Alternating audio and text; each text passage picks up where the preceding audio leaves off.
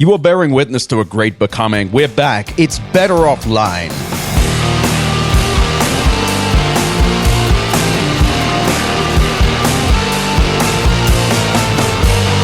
Better Offline. That's right, it's our second day of coverage of the Consumer Electronics Show here in beautiful, scenic, rustic Las Vegas, and we're here for two 2-hour-long episodes today, this being the first, of course, and I am, of course, your host, Ed Zitron, the king of pigs, the Dale Cooper of podcasting. We've got an open bar, we've got tacos and places to relax with journalists, and good lord, have we all seen some crap. Our first contestants are the remarkable Edward Ongweso of the Tech Bubble newsletter. Ed? Hello. And, of course, we've got Ed Niedermeyer, the author, and, of course, he's the co-host of the Autonocast. Howdy. And we've got Gare Davis, if it could happen here. Gare, how you doing? The only non-Ed present. Yeah, we've got 3 Eds and 1 Gare, and I think that the mathematics works there. I was at the convention center today. I power walked through 2 halls in the space of a morning. I pray for death. But I'm going to start with the fact that I think smart glasses are evil. I tried several ones of them, and there was one where I put them on. And it's meant to be, you're meant to look at your photos in there, you're meant to listen to music and all this. And it was blurry. I just go, yeah, it's really blurry. And the guy goes, yeah. And just looks at me. I'm like, you know. He's like, yeah, you know. I'm like, how much is it? $1,200. I'm like, oh, great. He's like, yeah, but that's with discounts. And it's just like, who the fuck? I know that there's the whole thing about assistive technologies. That's cool and all, but it's like, who the fuck is this actually for? I'm just kind of lost. I had a similar feeling. There was a lot of times I would come across assistive tech that I'd be like, this is interesting, and then I get introduced to the rest of the ecosystem, which itself is dubious, or there are other additions or features that don't really seem to need to be grafted on. I mean, I think similarly with smart glasses, you know, I feel like the only ones I saw that I was interested in were some that allowed you to hear better and functioned as like a hearing aid, but then it's like, you know, okay, if you really don't want to wear a hearing aid, you know, if you're really self-conscious about that, even though we have invisible ones, but I saw these even. Then there's an app and an ecosystem you have to get locked into. The worst ones I saw, and I hate to shit talk a specific company, but I'm going to do it, is the even G2As. And what they were, you put them on, and they had like it looked like the Pip Boy. It was like green and black. Yeah. And I had this ring. You had to put a ring on and control it, and the ring didn't work. Like you had to like violently smack your finger. Like you can't see this. You're listening to a podcast, but I'm just like smashing my Aura ring with my thumb, and it wasn't working. And I turned to them and went, "Yeah, it's not really working." They just went, "Yeah, you know." It's just it rocks to put out technology where you're just like, mate, you know, it fucking sucks. I don't know, mate, what to tell you. But like, technology is not cutting edge unless it's janky, right? I mean, that's kind of part of the deal. Like cutting edge has become this term that we think of as just like good, but really the definition of it is that it's like not fully developed. Yeah, and it used to be, maybe I'm having some nostalgia here, maybe it's not true, but it felt like about 10 years ago at CES, you'd see something here and then when it came out, it'd be complete. Now it's just they release everything in alpha. Yeah, we're living in the world that Elon Musk created. I mean, not to be reductive, but I was literally going to say you're an Elon Musk head, a big Elon stan. Yeah. And he really has ushered in the era of just bullshit. Yeah, like I mean, if we live in a world where you can promise, you know, specifically like your car will be able to do level 5 autonomy, this is like a very specifically defined thing, and you can get away with saying end of the year 10 years in a row, which is what we're at now. It'll actually be the 10-year anniversary in the fall. That's nice. Like these are people see these things happen and they're like, well, why not me? Yeah, and why should I fucking bother? Yeah. So Ed, you've been on the floor. What'd you see today? What kind of crap? I mean, I saw a lot of stuff that was categorized around, let's say, age tech. You know, like right? what? So the goal here is you have AI companion bots or chat bots that you speak to. You have smart homes and surveillance systems that constantly log your information and give people away from you insight into your home. You're generating as much data as possible to feed into something that can analyze it. Most of this tech. I saw like a Boston Dynamics looking ass dog robot thing, and it was by this very I think you should leave style thing of like a guy who'd fallen out of a hospital bed, I'm going to pull this up just so you can see this. So if you see here, like this guy has fallen out of his bed and the dog is just looking at him. And it says, decloak brain. He's just sitting, just lying on the floor. Now I get that there's probably a reason like this, but are you saying that every hospital is just going to be stalked by Boston Dynamics dogs going, Yes. he's dead. He's fallen out of it. Is that cheaper than a person? So is this being aimed at hospitals or is that like Hospitals. consumers? It was not clear because there were tons of other use cases as well that were very vague, like old person, neighborhood watch. What's that dog going to do to me? I'll kick it so hard it flies. Yeah. Well, I'll send it to hell. yeah. I mean, like the whole thing of selling robots to consumers is really interesting because, you know, all of the successful robots that exist really are not consumer facing. They exist in factories, these very like controlled environments. They do the same task over and over and over again. We know how And to it's make fairly money straightforward, right, with what they automation. do. Yeah, exactly. And like a human home is not, you know, a constraint. I mean, it's constrained, right? But like a lot of random stuff happens there relative to, say, a factory.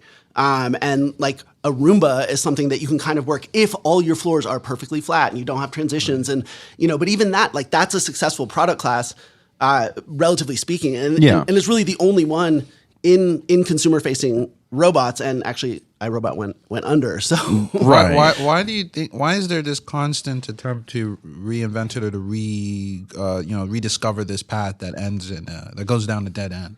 So I think what the reason that robots are being sold to consumers is because they know that consumers don't understand them.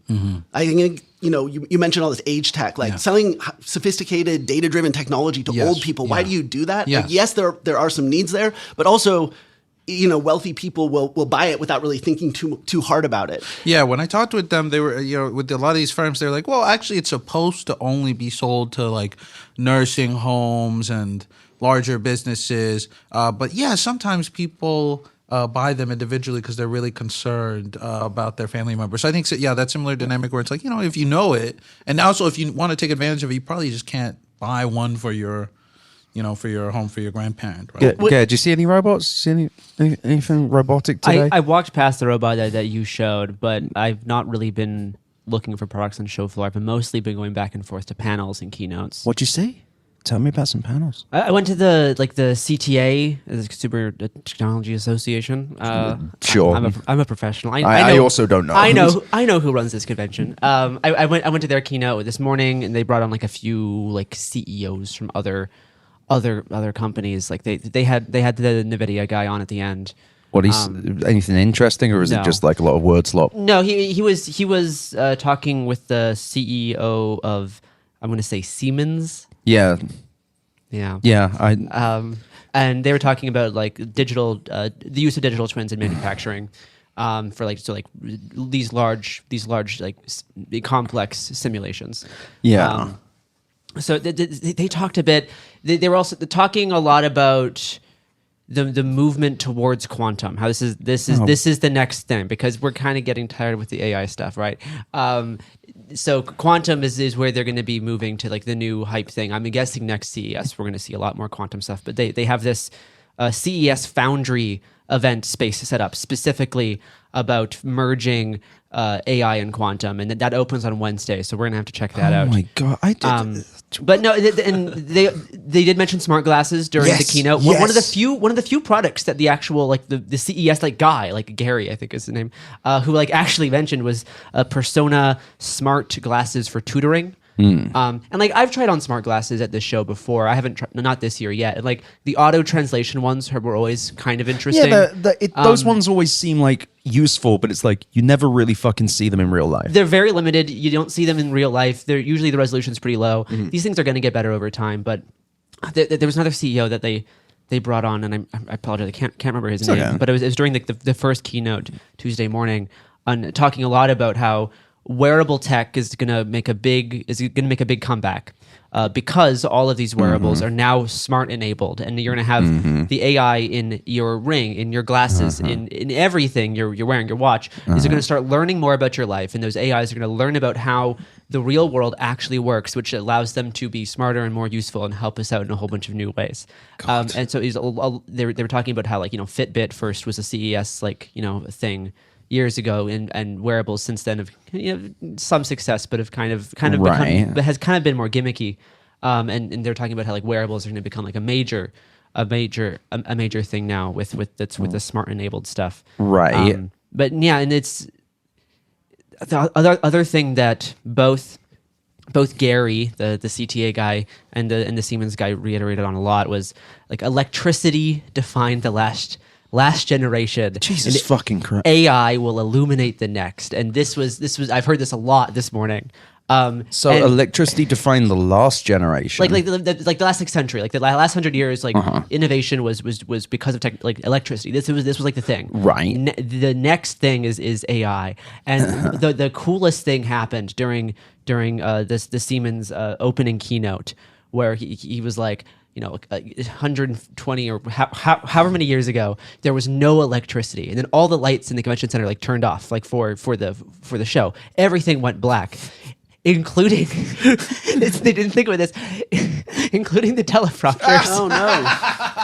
So it was this like real like big dramatic. It was this big dramatic moment, and then he like paused for like 30 seconds because he didn't know what to say next, and someone ran on stage with a binder of his script so he could read the paper as he introduced how electricity like entered the world and like illuminated everything, and then the lights came back on, and it was this beautiful CES moment. See, I would have just, if I was there with you, I would have been like, quick, I'm going to lie on the ground and I need you to scream at the top of your lungs, he's dead! He's been murdered! Who did this? Lock the doors! There's a murder. That's really good though, and like, no one thought this through. Yeah, it was and he beautiful. can't even remember the fucking 15 words he needed to.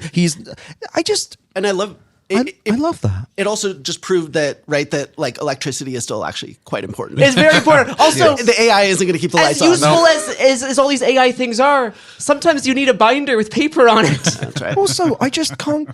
Can you not remember what you had to say next? It's not like you were saying anything that mattered. It's just he went. Electricity defined the next generation. AI will. This is the industrial AI revolution, Ed. Physical AI, right? That's what there is. Is like and World this, models. This is one of the interesting things, though. Actually, I'm seeing is beyond like the lofty things about quantum. We are seeing, I think, a movement back towards the material in the way that AI is being talked about here. Because like the past 2 years, AI was much more speculative. Now that in some ways they kind of had this cultural dominance, you have this emphasis on like manufacturing, and this is something that like the CTA guys like talked about during their keynote. Is like this for the first time in a few years, we're really emphasizing like the manufacturing side of things, and trying to like bring these like lofty AI things pretty down to earth on like how is this actually going to help on like industrial like use cases. And could they explain anything? Well, that's the beautiful thing about CES. That's something that we get to all discover together throughout this weekend. Yeah. And this is this world model shit. Elon's talking. The digital twin thing. That's really what they were talking about, specifically with like the NVIDIA and Siemens like conversation between their two guys. It was specifically about the digital twinning.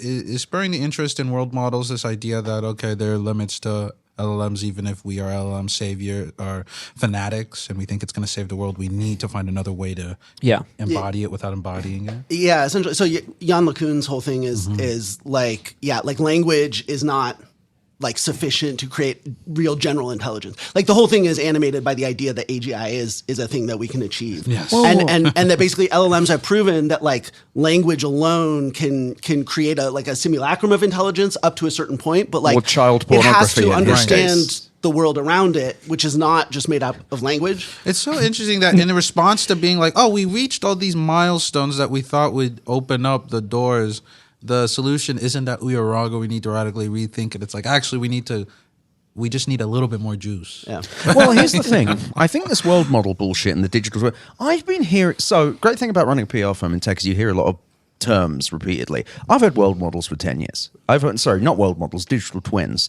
Digital twins was like, and like it was a simulation thing, kind of. But everyone was like, a little. Yeah, but then during the Avatar. metaverse time, it was just like, it's a space that's the same. Yeah. World models are they're a scam.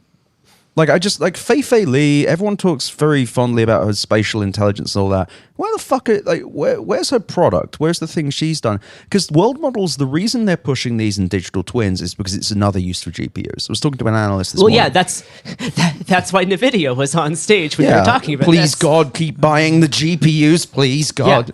Yeah. And Jensen Huang needs another leather jacket. Funnily enough, he was need wearing another it. How 200,000. shiny? It was so shiny. So he had the shiny one. My It man. was, it the was shiny scales. and it was firm scales. Yes. Yeah. Yeah. It was the scaly one. It was very hard looking. It's just very sad as well because they're not saying that though. Because with LLMs, they're like GPUs, we need more of these, we need more power. With world models, they're just like digital twin, copy, simulation. And then the information mentioned this. Yes, they put out a story saying that NVIDIA's Omniverse software, yeah, I love saying it, that it was not making much money and they had to shut down the cloud because nobody wanted it and the software sucked. And it's just like they're out of ideas, but they're just getting up. It's like watching a pair of parents stay together for the kids. Like, yeah, we all love world models, digital twins. Yeah, those are good, right? We both know what this means. Yeah, we could model a warehouse, couldn't we, Mr. Seaman? They modeled an HD Hyundai shipyard. Yeah. So in the auto To industry, what end is it gets my used question? a lot. Every nut and bolt. Yeah, but like this is not the problem is that these digital twins for manufacturing, like there's only so much demand for it. Yeah, exactly. Right? Like when you design a factory, like that's a big effort and And you it do makes one sense. and then you usually Right. reproduce it. And so you're not doing that design like a bunch, right? You want to get it right the first time because the tooling is so expensive. But as well. to answer actually the question you were on with robots, what their thing is, and they kind of showed it with the NVIDIA presser yesterday, where it's like, oh, you could put the robot in a digital simulation, and then you could do that, and then they stop talking.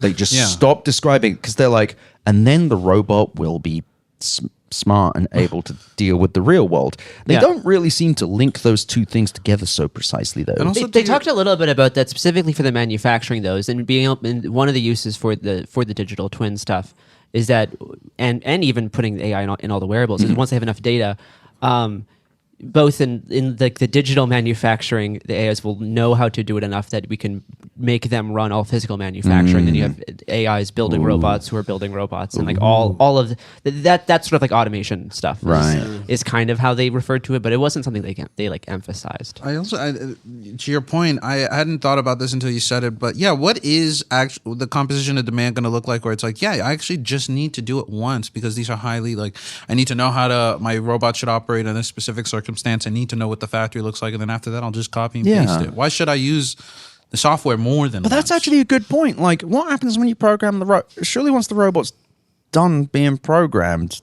Do they have? No, any? so that's the whole point with the humanoid thing. The whole idea behind the humanoid thing is that you create a physical embodiment that has the versatility that a human body has, and then you can continuously evolve the software for it so that it can eventually do anything. Really, in a lot of ways, it's a way to, right, like, with LLMs, people find the limits of what, right, the hallucinations, the unreliability, all those problems. This is a way of sort of repackaging the dream of universal capability, but like in this physical form. But it's a dream, though. It's a dream. Yeah, general robotics is not a thing. Generalized robotics is a big talking point right now, and like robots are getting more generally capable. But like people, again, that is how they're talking about it. It's like how do you get like AI driven innovation? Like how can AI like find new solutions that we wouldn't think of without the hallucination problem? And specifically using these models, they're like, if when these models run long enough, they'll be able to improve how these like factories or shipyards function in ways that LLMs simply like can't as a just a language model. It always seems like it's just they will. Like it's there because I feel like we've heard this robot digital twin thing for a while. I feel like we've heard about robots. Everyone's shifting to robots now. Even China just actually it was Hong Kong. Pardon me. Is the Hong Kong stock? Yeah, I know. Just I'm going to get killed by someone. No, they just delayed a robot IPOing over there because there's a bubble growing. This shit hasn't even launched, and they're like, "Yeah, mate, we're already at a bubble. We speed ran this one, motherfucker." I just think. I saw the LG robot and they didn't have the demo ready, and they showed this video of this woman being like, "Hey robot, how are you doing?" He goes, "I'm great. You should work out."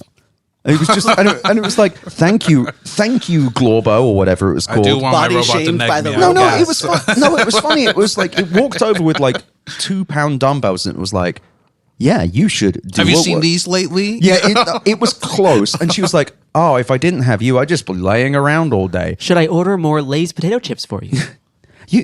Oh, hog, you look, you sweaty hog, get up off your... And then it was doing the squats with her, and it was like a little bit more depth. And it's just, I swear there is regulation against lying like that. And LG is a public company. But it's just, what the fuck are you doing? Like, when is this thing kind of come out? What is the plan with it? And also... It's a forward-looking vision. It's what we were talking about yesterday. It's like, who the fuck actually needs this? If I had a robot walk up to me in my house and go, you need to lift some weights, I'd beat the ever-living shit out of it. I'm not a violent person, but if like a machine decided to impose its will upon me with pathetic 2-pound dumbbells, I'm at fives. And just, it was so strange. And I tried to talk to someone over there about it, and they didn't really have any answers. And they couldn't even tell me when the demo would start. Very sad. Well, I mean, I don't think it's a coincidence that like the leading sort of seller of, right, again, Elon Musk with Optimus, like the man is a South African and a racist, and like he's selling the idea of slavery. Like that's literally the vision, right? It's that we create these things, the software evolves to the point where it's human. It's essentially a mechanical human, and it just does everything for us, and it transforms our economy and everything. And like, it's like you are just this is slavery. I wonder how much of sort of the political tides that are happening right now are sort of tied to this. I feel like, well, with the AGI conversation, no one ever wants to talk about the fact that it is just slavery. Yeah. It's like, what if we had... Except they're not people. Yeah, exactly. It's I mean, I will be like, yeah, but like they are people though. Yeah, no. But it's like, if you make a conscious being... Well, yeah, but it's not conscious. But if they made a conscious being Yeah. with AI... Eventually they can't do it. Like, but I'm saying... But if you ever mention this to AGI, people that get really upset, it's like, it's not slavery. I'm like, you trapped a conscious being and bent it to your will. What would you call that? And they're like... computer. And but with robots, I just think that they're just throwing shit at the wall. They're just like, I guess, because the actual robot you'd want is something that can handle anything, which is an impossible idea. And also, I will train it to be articulate and competent like a human. Have you met more than one person? Because people vary in their abilities to do stuff. Yeah. The humanoid form is also not particularly efficient for every task. No. And like creating a human hand, I mean, like the engineering of a human hand, which is what we get a lot of our versatility from, is like absolutely insane. But I mean, I have a coordination disability, dyspraxia, and it's like, yeah, I don't know. If you're doing a bunch of training data, which they are like, oh, that's how we're going to do it, training data. Great. Are you going to make... What's a perfect human? Are you going to get like eugenics level data? Like what the fuck? How do you get perfect data? Are you going to get very data? What is good data? And no one ever asks these questions at the panels, and no one ever gives an answer anyway. I think the way to think about like the consumer market for, or like the attempt to develop a consumer market for humanoid but other robots in general is like slop. Because like the whole thing with right, it's really hard to sell a robot to a car company. Like I went to Toyota, and I went to the place where they test all of their robotics. This is a few years ago now. But like, they're like, yeah, we buy every time a company comes out with a new robot, whatever, almost any kind, like we test the shit out of it. Yeah. And the thing is that they and I was like, so like how many robots do you adopt? And they're like, well, not that many really. I said, why? And they're like, well, once you start a car factory operating, if something breaks down, one piece breaks down, like the whole thing just stops, and all of a sudden you're burning like millions of dollars a second. And then you have to fly someone from the other side of the world. So like robustness, to get value out of automation, it has to be really, really robust. And, you know, that's why it's really hard to sell this stuff to companies, is because they don't want to become dependent on something that's just going to break down and then they can't operate for like days. With a consumer, you can sell them slop, because part of it is the spectacle, the prestige. Yeah. I'm an early adopter. I have the new tech thing. The fact that it's janky and it doesn't work, this is exactly what's happening with Tesla Autopilot. It's something that looks self-driving and has this prestige, but it doesn't actually deliver the robustness and safety that you know you need to like take a nap in the back seat. This is the real tension of the Consumer Electronics Showcase, because you have half of it trying to be directed, you know, for industries, right? A lot of like, you know, AI automation stuff is like for manufacturing, but it's the other side is the consumer electronics part, where they're selling kind of janky things that don't work to a little bit like gullible people, or people who want to believe in this like Jetsons vision. Yeah. And you have both these things kind of working in tandem. and when they rub up against each other, it creates these cognitive frictions. Yeah, one thing that's also been interesting this year and last is seeing the stuff that would not be able to pass the sniff test for business to business or even regulatory oversight, but is sold to consumers with almost, we're getting up to the edge of what might be a Theranos in the sense that they're saying, okay, with digital information, we can approach the limits of what's physically impossible and deliver that to you with a little bit of analytics, with a little bit of artificial intelligence, instead of relying on a really sophisticated technology that or biomedical tech that we just don't have. I just think it's funny though, because if the robots did what they said they did, it'd be kind of cool. I'd love a robot butler. I think we can all agree. I just want a robot that brings me a Diet Coke, to be honest. But like, You could have a regular butler. I don't want to like that's the thing. We get into the AGI conversation. I just want to. But even then, it's like age-old thing. But it's even in Aristotle. Have they you talk about what's a seen robot. Black Butler? what's that? Oh no, I have actually seen Black Butler, the There you anime. go. Yeah. I would love, like See? a butler that would kill people beat Yeah. people up for me. That'd be fucking sick. Yeah. And I bet you didn't expect me to have seen Black Butler. No, I figured. Wee baby.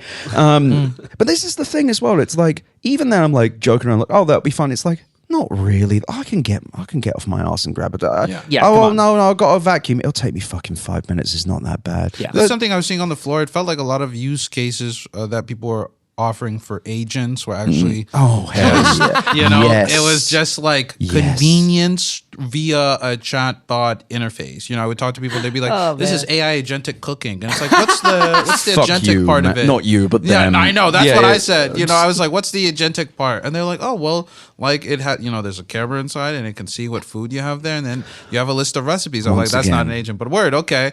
We have other agents that are saying we do, agentic health analysis. And it's like, what's the agent part? Well, it's like, well, you can talk to it about different things. Well, it's like, oh, that's not It's a really. chatbot. I will not be happy until there's an AI in my Vitamix that tells me how to make the smoothie, what the smoothie's going to do to my body, and what ingredients I need to get from the I need a store. robot to tell me I'm fat. I saw Because my mind doesn't do that already. So one of my mortal enemies, or recent mortal enemies, it's the makers of the Omnipod, and What's the Omnipod? it's a diabetes piece of wearable tech that Oh, allows right. you to pump insulin, and they were they didn't say, hey, we got AI in here. They were just there to advertise themselves, Right.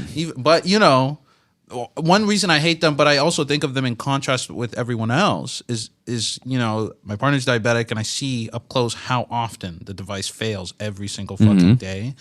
But And that feels like a thing that we know about and should be able Yeah. to solve. but it's also like, as far as I can tell, they are never going up and saying, with AI we can make it a little bit better. That's nice.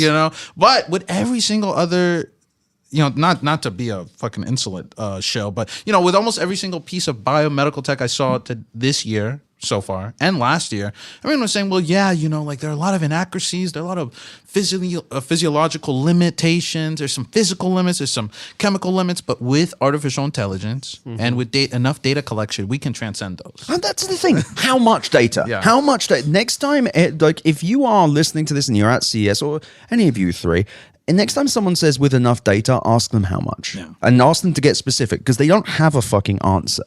And the answer is they also don't know what data they need. Well, so and the amount of data that you have is only part of it. The other part is constraining the problem space. Right. And we know this from the autonomous vehicle space, right? Like where Tesla says, well, this is going to work everywhere. And we have all this data from all these cars. And so it's going to work. And people buy it. It's a narrative that makes intuitive sense It to a lot kind of of makes people. sense to a person, even though it's not true. But it really isn't. Whereas, at Zoox, they're now, last year I got a ride on the strip and now they're like all over the place. And they're able to do that because they constrain the operating space. Right. And especially with driving where it's like safety critical, like you have to be able to validate that safety to like a high degree. And if it's just operating everywhere, how do you do that? Like you can only do it by constraining the level of complexity, by constraining the problem space. And so like for all of these AI things, the question to ask is like, right, like if someone is saying like we're just going to solve all the problems, you're going to solve it, none, right? And for me, like the test of any AI product is like, how focused are you? And that's the thing. You can't solve every problem with the NVIDIA thing yesterday, the panel, where it goes like one robot for all things. I mean, like we were talking about with these generalized robotics. Yeah, and you like can't skilled generalize AI. anything unless, of course, you're listening to the following advertisement. This will solve every single problem you have ever faced. Don't be mad at me if it doesn't. Be mad at them.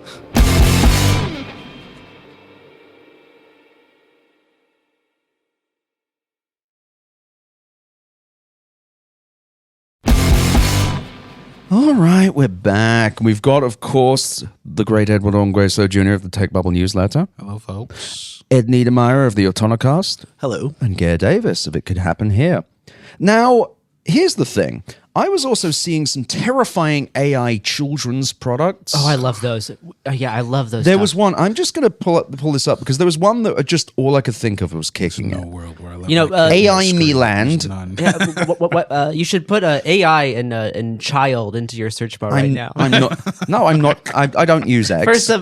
For some great news stories. AI plus love, alive. AI me can listen, speak, and think. Powered by advanced AI, it senses your voice and presence, reacts to emotion, and learns through real interaction. Over time, something begins to grow inside AI me. Tiny feelings, gentle awareness, and thoughts shaped by the world it shares with you until AI me starts to feel alive. Brackets, lean in and listen to AI me's inner voice. I could not get close enough to one of them, but I would love it if they just sit and they go, I'll fucking kill you. Just like muttering serial Just reinventing Chucky. yes, I will kill them all. And I watched the demo of this woman, and they were really like the hogs watching me like, ooh. Yeah, As the woman just did this demo that was so, it's like, wow, how did you remember that? That happened so long ago. And it's just, again, thought I saw that last year. Pretty sure I did. We saw a lot of this stuff last year. And it's just this idea of handing a child an LLM is insane as a scary. parent. And also there was the one we talked about yesterday where it was like, it's like saying that Taiwan isn't part of China and it gets upset at you. It's just like, BDSM tips. it's so fucking, yeah, exactly. It's like teaching your child poisons. It's just, and they keep saying these things like, oh, it will grow over time. They won't. Also, was it Especially if the company's defunct in like 2 Yeah, years. when they run out of money in a month. Yeah, because it's they like- spend it all on the booth. What's the rationale Oops, no for more not server space. letting your kid just talk to themselves in their little figurine? I'm curious, No. like how they offer. why this I'm is curious about shareholder value. right. That's That's kind of upsetting to me though, because like in the conversation about how AI is getting into all these wearables, like these people really want AI basically in every action figure, right? Yeah. Yeah. They want like agentic AI in every single toy, so that like it becomes like a normal thing. Like you're not just going to get like a bare piece of plastic ever again. Yeah, no, I It's would so they can subscribe you. Would have lost They my won't- mind if my Yu-Gi-Oh cards talked to me. Are you kidding me? That's the thing, though. It's like it's devices made for people that don't use stuff. Like, here's the thing: I use my Aura Ring. I have an Apple Watch. I've got a fucking 8-sleep bed, and I've got like things that measure my sleep. I have years of sleep data, and I cannot tell you anything. Just more data, Ed. No, but it's Just one more You're data. almost there. Just You're one almost more there. You're data, at the bro. I threshold. swear. One more data. Just one more data. One more data That's point, all bro. I need. Please, bro. But that's the thing. It's like all of this time they're like, well, when we get all this data, we'll be able to do this. When, motherfucker, I have the data now. Can you not tell me when my best sleep times are? Can you not tell me what I could do differently? Like, I'm not sure what to do with this information. And then like, well, with the power of AI, you could do something. I'm like, what is it? No, we're not there yet. Apparently Aura is here showing something off, and it's like, And Luna. and Luna, it's just like, and all these rings, it's what could you do with them? We're having Victoria's song on later, and she put it where it's like, yeah, if you use an LLM connected to it, you can sometimes get a useful out. Just stop. Stop pretending. I asked them, I was like, what is the difference? There were a few rings stopped by, and I was like, what is the difference between me collecting all this data myself with a bunch of janky things and then putting it into some literally the same. table and then asking a chatbot about it versus whatever you guys are doing? And they're like, well, actually, like, we have other people's data that we are looking comparing it to. They can go, Like, okay, I don't know yeah. if that's the answer you should have told me. But it's also like human bodies are varied things. Certain things work for different people. I imagine that there should be trends within workout data that could nothing. I would love it if they could tell me what would be the most effective workout, what would be the best. But But see, this is why you make products for children, is they don't ask questions like this. right. no, they They ask, why isn't it working? Yeah. they're like, what? Your data is not providing enough actionable insights. Is Could you imagine you Taiwan wake part up of in the moment, China? your kid says that your data does not work for me, father. Fix it. Father, the analytics. Father, my analytics. Papa, please, can I have I do some more not data? have enough actionable insights before I go to bed. But it just feels like I really think they're just trying to work out ways to give us subscriptions to everything. Yeah. That I can't play just Pokemon regularly. I got to subscribe to Pokemon Plus. I mean, oh my God, I forgot. With the AI agentic kitchen or oven, one thing they added, it's not just an oven. You can't actually get it to just cook the food. You have to have a delivery subscription. Are you So it's like a Juicero oven? Oh, yes. Oh, yes. Is that sous vide? That's one of those. During COVID, I had Tavala. No, I really shouldn't say it's that. called briskets. Fuck off. Also, terrible SEO. Yeah, that's not. I'm just going to look up this company. Oh, 150,000 articles. Actually, I do want a brisket. Yeah, that sounds fucking good. I bet that's one thing you can't cook it in. But then I also asked them, who are your delivery partners? They said, oh, we're not there yet. Are you serious? Yes. Are you That was so sick. I said, okay, word. If only we had a I'm gonna tech go media now. to go on. It's just like, I do wonder why there is no legal recourse with people going to this. Like, if just like you get lied to for several days. The market is the legal recourse. You don't go to market if you don't So have it. true. So true. I also think we need less electronics in things as well. Like, I know Matt Bender likes the Lego brick, and I can see it's fine, but it's like I don't need a fucking microchip in a Lego brick. Yeah. I know if it needs to go, "Rrr," you can just do that with your mouth. I don't want my action figures to talk to me. Part of the fun as a kid was talking for them. Absolutely. You know? And we're gonna spoil the next generation of voice actors. It's Yeah. really devastating. Yeah.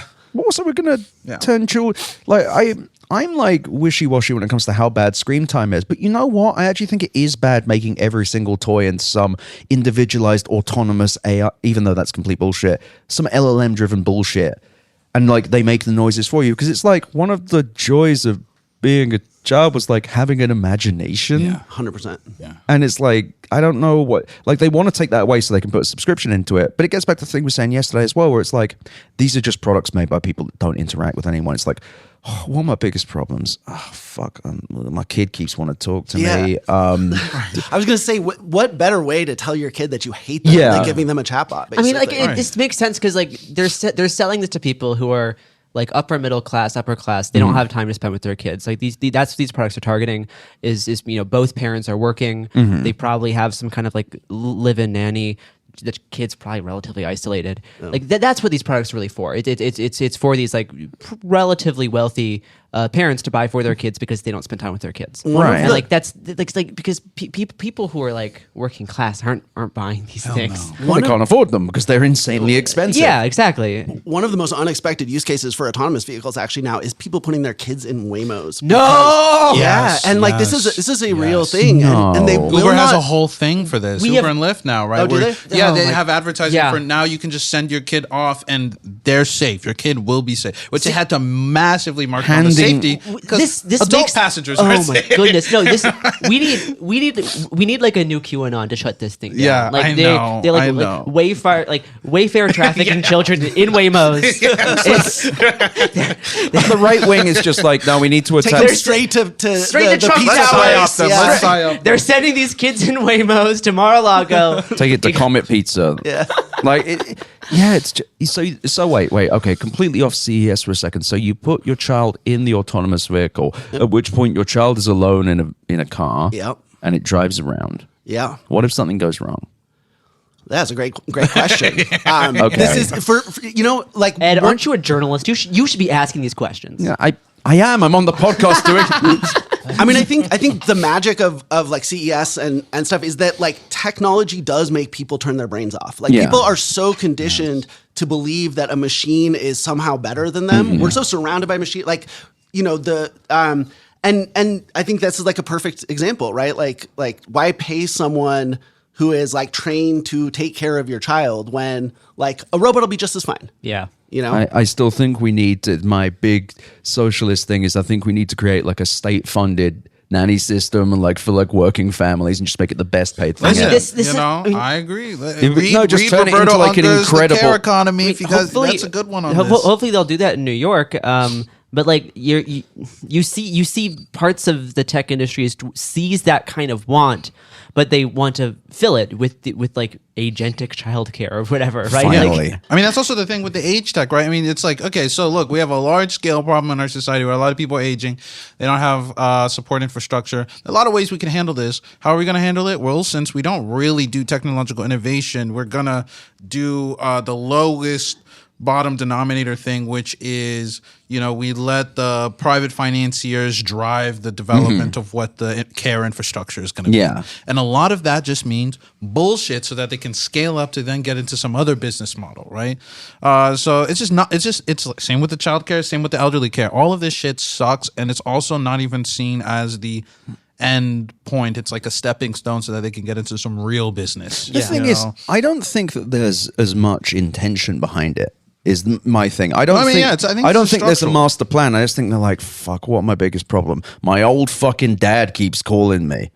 My kid, Claude, won't stop asking me for things. My home is sometimes dirty between the 8 cleaners. What do I do? What would a robot, what do people deal with in regular life? Dirt? Old. By the way, I mean, Japan has been, because of their demographic situation, the aging population, they've been, and technological prowess, they've been developing robots for seniors and various kinds of, aging assistants. And the reality is that, like, despite huge investment and huge support from the government and like everything that they could possibly want, the results are not like that impressive, basically. Well, it's because the ultimately, what, my poor grandmother, when she passed like 10 or 11 years ago, 94-year-old granny, past Marion, she liked being called on the telephone. No, people, yeah. Yeah, it's like my dad going and visiting her. Yeah. Like, it's like, what's going to help your kid? Talking to them and asking questions. Or if they're curious about something, you can use Google, but you can talk to them about it. Yeah. And there's another piece too. So in a past life, I was actually a caregiver for development to disabled people. And, it's one of those jobs where like there's a lot of time where you just sort of sit there, and there's just like nothing happening. And then there will be, I had a client who would, smear feces every once in a while. Right. And then and that was when you were really, earning the pay. The point I'm getting at is that, the majority of work, of the value of the work that people do, especially in service type jobs like that, is in what you would call an edge case. Right. And again, like following the autonomous vehicle space has been really useful for understanding this stuff where 90% of driving is just like boring and just sit there and anyone could do it. And what makes someone a good driver is how you deal with it when shit goes sideways, right? Yeah. Which is very rare and very sudden and very challenging to negotiate. It's the same thing with a lot of customer service jobs and then other kinds of just like service caregiving type jobs. The value is created in when things start to break down. And that's when automation doesn't work. And no matter like no amount of like large models is going to change that, because ultimately, like as soon as you see something out of distribution, right, out of your training set, it's useless. Yeah. And that again, that's where caregivers like earn their money, right? Yeah, it's just deeply sad as well, because there are very straightforward problems that people have. It's just you can't really solve them with technology. Oh, well, we have the edge cases in customer service. You want to know what increases customer service calls? The fact that products fucking suck now. The products aren't very good. They get released in alpha or beta stages. The fact that they require a subscription for certain features. Or the support documents are dog shit, or the guide to put them together is dog shit. It's like the actual problems are the companies are fucking things up regularly. Yep. And they're like, well, what if we had more customers? Well, no. Actually, that would involve paying someone. What if we just had an AI, I guess, and maybe it could say a slur occasionally, but sometimes it could even answer a question. SoftBank had a robot called Pepper. Yeah. That was. Are you familiar with Pepper? No, I just love SoftBank. Yeah. So and you're supposed to call it. Yeah, of course. Anything they touch is Yoshi. Oh, that's the golden egg. Yeah. Come on the show, man. But Pepper was this. It was a customer service robot, and it was like sort of vaguely humanoid, but it sort of rolled around on wheels, and they use it in like shopping centers and stuff. Anyway, I don't remember how much money SoftBank sunk into this. I think it was a French company or something. It did not work. I loved it because everyone expects the headlines of like the robots are taking our jobs, and like everywhere this Pepper robot went, it would lose its job. It was like the headline was always like robot fired, replaced by humans, and again, it's because customer service is fundamentally about helping people, right? Like if everything is in its right place on the shelf, maybe in certainly badly like laid out in large stores, maybe someone needs a little bit of assistance finding like where the section is, where their thing is. But for the most part, like when people have a problem that they require customer service help with, like it's because something has gone wrong. The shelf is not stocked. Like something is bad. And again, like if it's an abnormal set of circumstances, the robot is almost never helpful. by definition. Yeah, and like that's where the value should be created, and the robots can't do it. I saw this good post on X, the Everything app lately. Which was This could go so many directions. well, like, Yeah, good. engineers are building like an AI bar, and they program every single possibility for someone ordering drinks at the bar, ordering other things at the bar, or just ordering a horse at the bar. They have everything figured out for people to go to this bar, and then a customer walks in and they ask where the bathroom is, and the whole model breaks. Fuck yeah. That's the thing, though. I love the idea of also a robot bartender. No, bars are about ambiance and available Diet Cokes for me. And it's like, I like how it feels, and I like there being a person there. You have like a no conversation or some conversation. Each bar is a different bartender. That's part of the joy of going to a bar. Yeah. I don't need a fucking robot arm to go, here you go. Well, and then the other failure mode is like, did you see the Wall Street Journal thing where they had the vending machine with the LLM? Vending machine. That random. Everyone's sent. I haven't seen this. I love Joanna Stern. I think she did a good job. But the whole thing is like, why are we not just like straight up saying this is broken dog shit? Yeah. Why do we have to couch everything with, but it might work in the no. Yeah. No. The idea is, right, you put a sort of agentic Claude sort of on the, all right, we've got to stop saying agentic. It's an LLM. I'm sorry. but right, that like, this will just magically cover all the edge cases. Well, it sort of did, but like people were able to get it to like buy PlayStation a PS5 or to make everything free. It basically just like burned all this money because people were able to just say like, just get me this thing. I would have literally just stood by it all day. Yeah. I would have had that thing. This is a physical vending machine. Yes. With the software on. I mean, I remember one of the parts they already perfected vending machines. Yeah. What if they did it? What if they did it? Just go to Tokyo. It's perfect. But just go to like a gas station sometime. Like, what was the rationale actually for putting AI on this? What if we invented a machine that could vend things? Like, it's just like, what if you could service things using like coins and cash? Again, I'm surprised, I would have kind of expected to do like surveillance pricing. Like, what if we were able to make something that it would measure your skull a little bit and then figure out how much you would be willing to pay. But you don't need an LLM for that. Like, it's the search for like, surely there must be some use for this. And it's like, I mean, it's part of this, like, we're trying to like ground quote unquote AI into these like physical things now that it's not just hype. Right. You can see stuff like this where like they're trying, but it's like, yeah, come on. And it's a convenient band-aid to slap on something, right? You can sort of develop a robot to do certain things and it's like, okay, well, as soon as we get out of our training set, we'll just have an LLM just sort of swoop in and sort of magically solve it. And the reality is that either it can't often or it solves it in ways that create like other totally unexpected problems. I just like the idea of them being like, what if we did? Oh yeah, it doesn't work. Just like obviously broken, doesn't work. And this is the second time Anthropic's done this. They did a store, and the way they wrote it was like, I'm doing air quotes because it was like, we had it run a store. Could it work? No. It made up meetings. It made up this. It did that. And it was just like, yeah, guess this doesn't work. But if it did, we'd have a vending machine. There are also people who they take all the models, they pay for the premium uses of them, and they let them loose on the stock market. And they're like, this is great. Let's see who does best. They all eat shit. Night Capital. We already had that with Night Capital in 2012, I think it was. They had algorithmic trading's been a thing for a while. I have not heard about the LLM trading. I will send you guys this. That's terrifying. I love that idea. It does not work. No, well, it's because most stock advice online is bullshit. Yeah. In fact, almost all stock advice is bullshit because if you actually knew what you were talking about, you wouldn't share that. You would not be talking about it. You would just trade. Yeah. Yeah, it's really good that they're working on ways to do vending machines. Jesus fucking. Do you guys feel over the past 2 or even 3 years that you're also seeing a lot of times there's a product that actually has maybe some interesting improvement in how it functions and maybe in how a consumer can use it, but they just feel I cannot actually get people interested in this unless I say there's AI and graft it onto this? I've been trying to understand because I feel like I keep seeing products where it's like I don't actually understand what the AI here is. I talk to you. You don't really seem to have televisions. TVs. TVs. That's my answer. Yeah, the smart TV thing. I've been walking around. It's like, oh, does it help with the picture? No. If you ask it what the capital of Washington State is, it can sometimes answer it. It's like, great. Anything else? Like, could it control the TV's function? Oh God, no. It can't turn the volume up. And even if it could, it would be like volume up. volume messed up. It's I mean, honestly, I think that the thing for me, actually, to circle back to where we started, maybe the smart glasses. Yeah. Where the smart glasses were kind of the same like 3-4 years ago. And they're now trying to keep selling them by framing them as, AI powered smart glasses when the practical functionality is almost identical.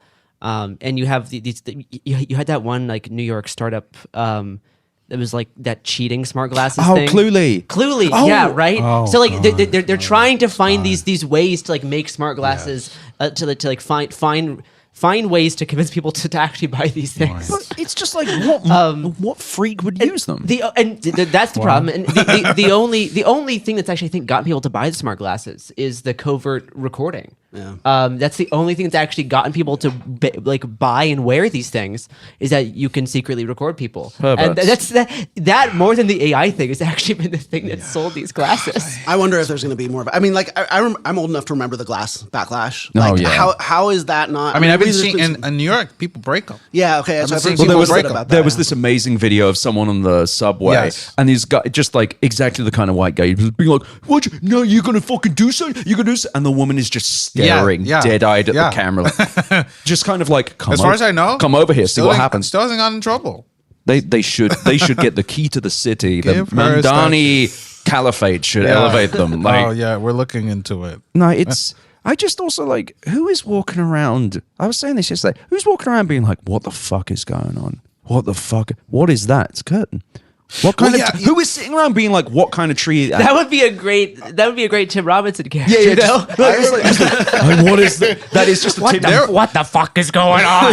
A friend of the show, Casey Newton, once I think promoted something about how it was like this AI thing you could talk about and ask questions as you were on a drive about, like, maybe you're driving over a bridge and you're asking like, okay, like, how old is the bridge? Wow, Who why was it cares? made? And so I was like, well, you also can just like ask yourself those questions or look it up or like just or you bullshit use your it. phone. Yeah, it's use your taking phone. it's taking away the American right to be driving while scrolling on Yeah, your phone. right, yeah, It's you just know? not fair. Yeah, which is also funny because it's You like should if be- they sold it as like a safety thing, I feel like it would have better standing than actually. Haven't you ever just looked at something and how are wondered they what's not- going on there? How are they not marketing it as like a safety thing for how like a like hands free enabled Yeah. like search while driving? Yeah, you want to It shit is. post while you're driving? I also They just, have to. happening. Yeah, they have to Yeah. do that. I also just don't walk around thinking things like that. Like, I I don't do. often walk around and be like, what? Maybe if I'm like in a botanical garden, Right, yeah, I'd be yeah. like, what kind of flower is that? But I mean, I do. I I was just gonna say, I just write I'm on down Wikipedia all day. I just write down no, notes but and then I look mean at when the I'm phone. Yeah, I start at when I'm walking 11:59. around. Yeah. No, I do. I just would either remember to look it up Yeah. later, or take down notes because so I can like, enjoy the thing in person when I'm there, and then if I want to learn, Yeah, I about don't want it, a disembodied voice being like. if I want to learn about it, I can get like a coffee somewhere and like look it up, and that's like a separate experience. It's just What? And it's a good one too. It's also a good. I think like the thing I'm always surprised by is they're always trying to paint any non-AI mediated experience as a bad, inefficient, inferior experience. And that actually, what you really want, what you don't really know you want, is you want to have an interlocutor that is not real. This reminds me Tell me. of the very first product that I that was mentioned during the CTA keynote. Oh. And this is something that I have not found on the show floor yet, and I have to look it up. I have to find it and talk to these people. Oh, yeah. It is. You're gonna love this. Ed. yeah. It is an AI holographic windshield display for your car. Wait. Here- Okay, let's talk about it. So I'm actually not going to be as cynical Time as you out. expect here, because this is a fairly standard thing. Like BMW has their like Heads up display, which is kind of Interesting. useful. It, like Okay. has the It's a digital interface on the windshield. So they've it's kind of already got those on the windshield. So But the whole it has thing? all across the whole thing. Oh my god! Yeah. And- And so you have Let's like crash you have this like thing, baby. weather, you have maps, you have all these random things. If you could you could pair it with some kind of smart glasses thing, you can search and you can see results Oh my there. God. And so I need to actually find the company. I need to find the company's like location and like ask them about it and like talk about like the the obvious like safety problems of like if something goes wrong and the screen gets blocked. But yeah, It's so funny. They're led by the car crash industry. Yeah, like you said, like there is versions of this thing which kind of work. I think keeping it away from the windshield probably a good idea. Right. Keep the display on Right. like the dashboard. Yeah. But having it directly on the borders and emerging onto the center of the entire Fuck of yeah. the of and the above entire your windshield. eye level, so you take your That's eyes so- off the road. And you have to like look to the corner, and specifically on the there was like one picture of it during the keynote, and they have information like all across the board. So yeah, your eyes are going to be darting to the other side, to like the corner of the road to read some kind of like pop up thing on the screen. I love being on my phone. I want to be. I love the computer Yeah. so much. I have Yeah. so many screens. But I don't know. When I'm driving, I quite enjoy not having that. Yeah. I can listen to a podcast. Driving back from Vermont with a girlfriend, listened to last podcast on the left the other day. That was lovely. Learned all about Casey Anthony. Horrible. Truly awful stuff. Didn't get that in England. But it's like that, and like the time when I was just facing forward and listening and spending some quality time with someone I love.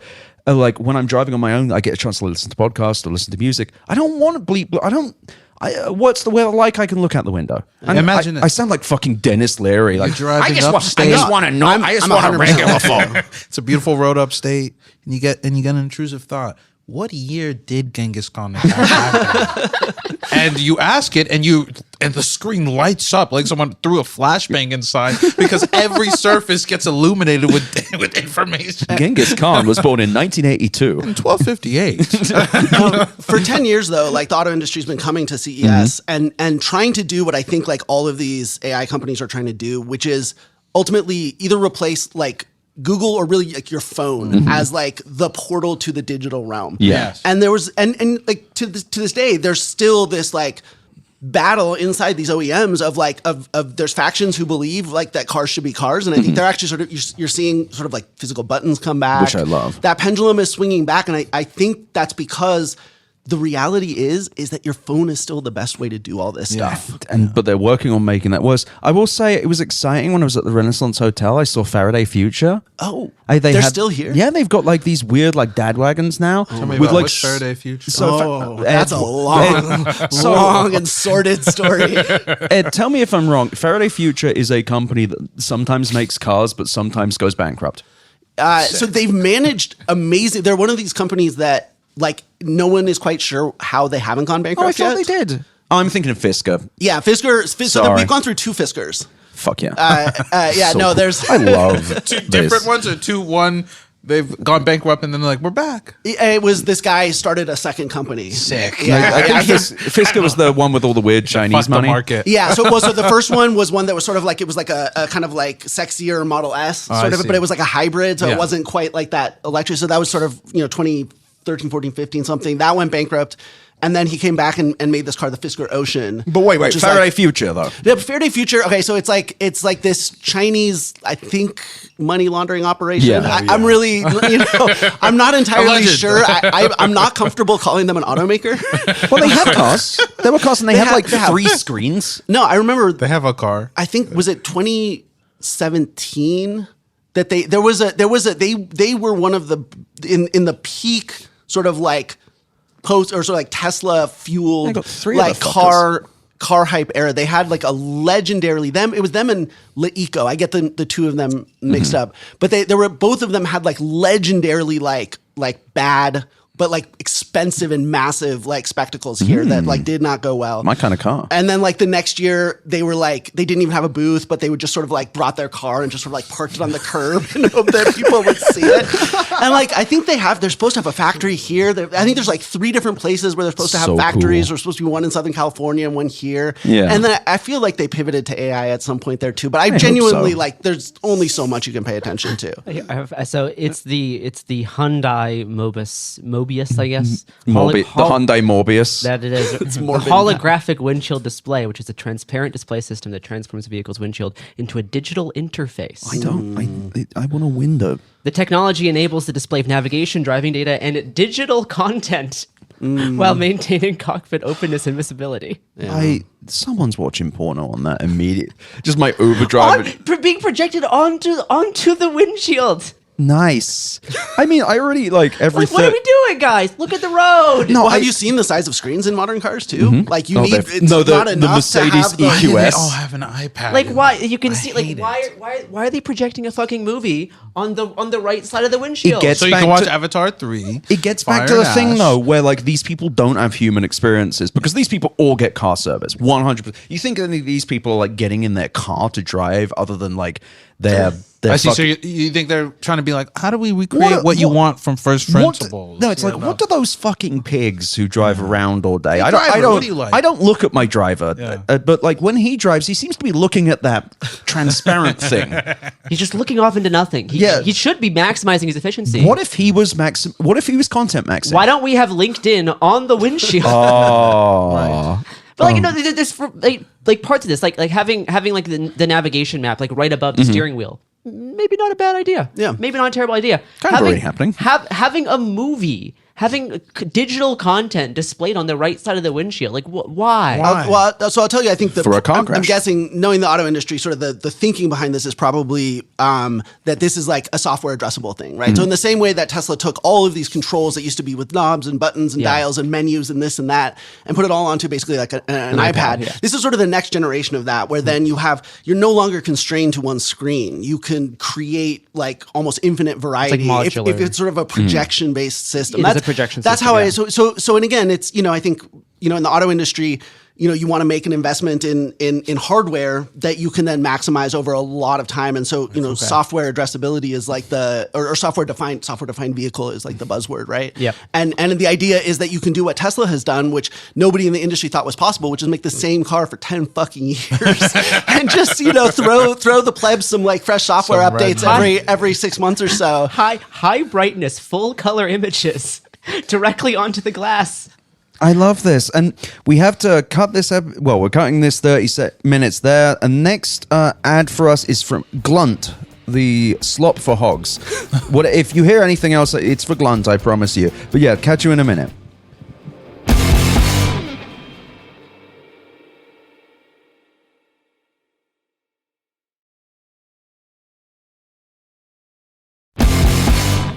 We are back on the show. It's the Consumer Electronics Show. I am, of course, Ed Zitron. I didn't identify myself in the last ones, but, you know, I think you worked it out by now. We've got Ed Niedermeyer of the Autonocast. Hello. And Edward Ongweso Jr. of the Tech Bubble newsletter. Hello. And we're joined by Henry Casey of CNN_Henry. Thank you so much for joining us again. And thank you for having me this year. So I'm going to start off by saying I saw something I kind of liked. Maybe it's kind of like there's a specific use case for this, like show floors, whatever.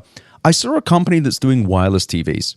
Like it's a wireless bracket. You put the TV on it and it charges it. You can charge it and they sell their own TVs. I thought it was cool. I thought it was fun that somebody did something new. And maybe this is just how beaten down I am from years of CES. That I'm like, what if a TV was wireless, I guess? And it's like, yeah, I saw that. I talked to them for longer than I think they expected and then just walked off. And I think they expected I was going to get business cards. I didn't. So it has like a battery pack and you have it on a charging and you pull it somewhere else, or how wireless is it? You can put any TV on the thingy. You click it in and it powers the TV. And they sell their own ones as well. I thought it was fun. And now saying it out loud, I see the kind of dead eyes of everyone looking at me. I'm like, maybe I slightly had more fun with this than anyone else ever will. It sounds like it would kill with those people who are like obsessive about cable management. They did. They also may have. They didn't laugh when I said this, even though I thought it was very. I was like, they were like, oh yeah, you can do 110 inch with 4 TV screens, and they were like, yeah, so for like trade shows. I'm like, yeah, that's useful. Or you could be like one of those insane gambling guys with 4 TVs, and the woman just stared at me. She just fucking stared. I'd love to watch 4 sports games. That's part of the fun of Vegas. Or the ultimate Mario Kart tournament. Mario Kart yeah. tournament, LAN party. Yep. Yeah. I mean, Smash Brothers. Smash Brothers. Yeah. I did also see, actually, and this is a genuinely good thing. It was a company called Aura. It had a mini LED 4K TV. It was 85 inch. It was $1,599. Sorry, $1,500, and it came with a soundbar built into it. That's nice. Mini LED, big TV. Again, we're describing the things I like. It's just the thing that exists, but slightly better. I saw a big ass outdoor TV. What was it? 100 or I mean, I don't know. It felt like 100 inches, but I have no idea how large it was. But at the same time, I do think that when I saw them marketing an outdoor TV, I was like, I think it should be illegal for an individual to buy it. But maybe we can let the businesses, let them buy these outdoor TVs. I mean, if you have a TV in the garden. For the garden. hot tub. Have the garden. If Have the Tony's garden a- in the hot tub. You want to Have the garden in the hot tub. Nice. You want to have a smoke outside? You don't think there would have been an outdoor television beside Tony Soprano's pool? Like, come on. But do we want? They've also had them for a long time.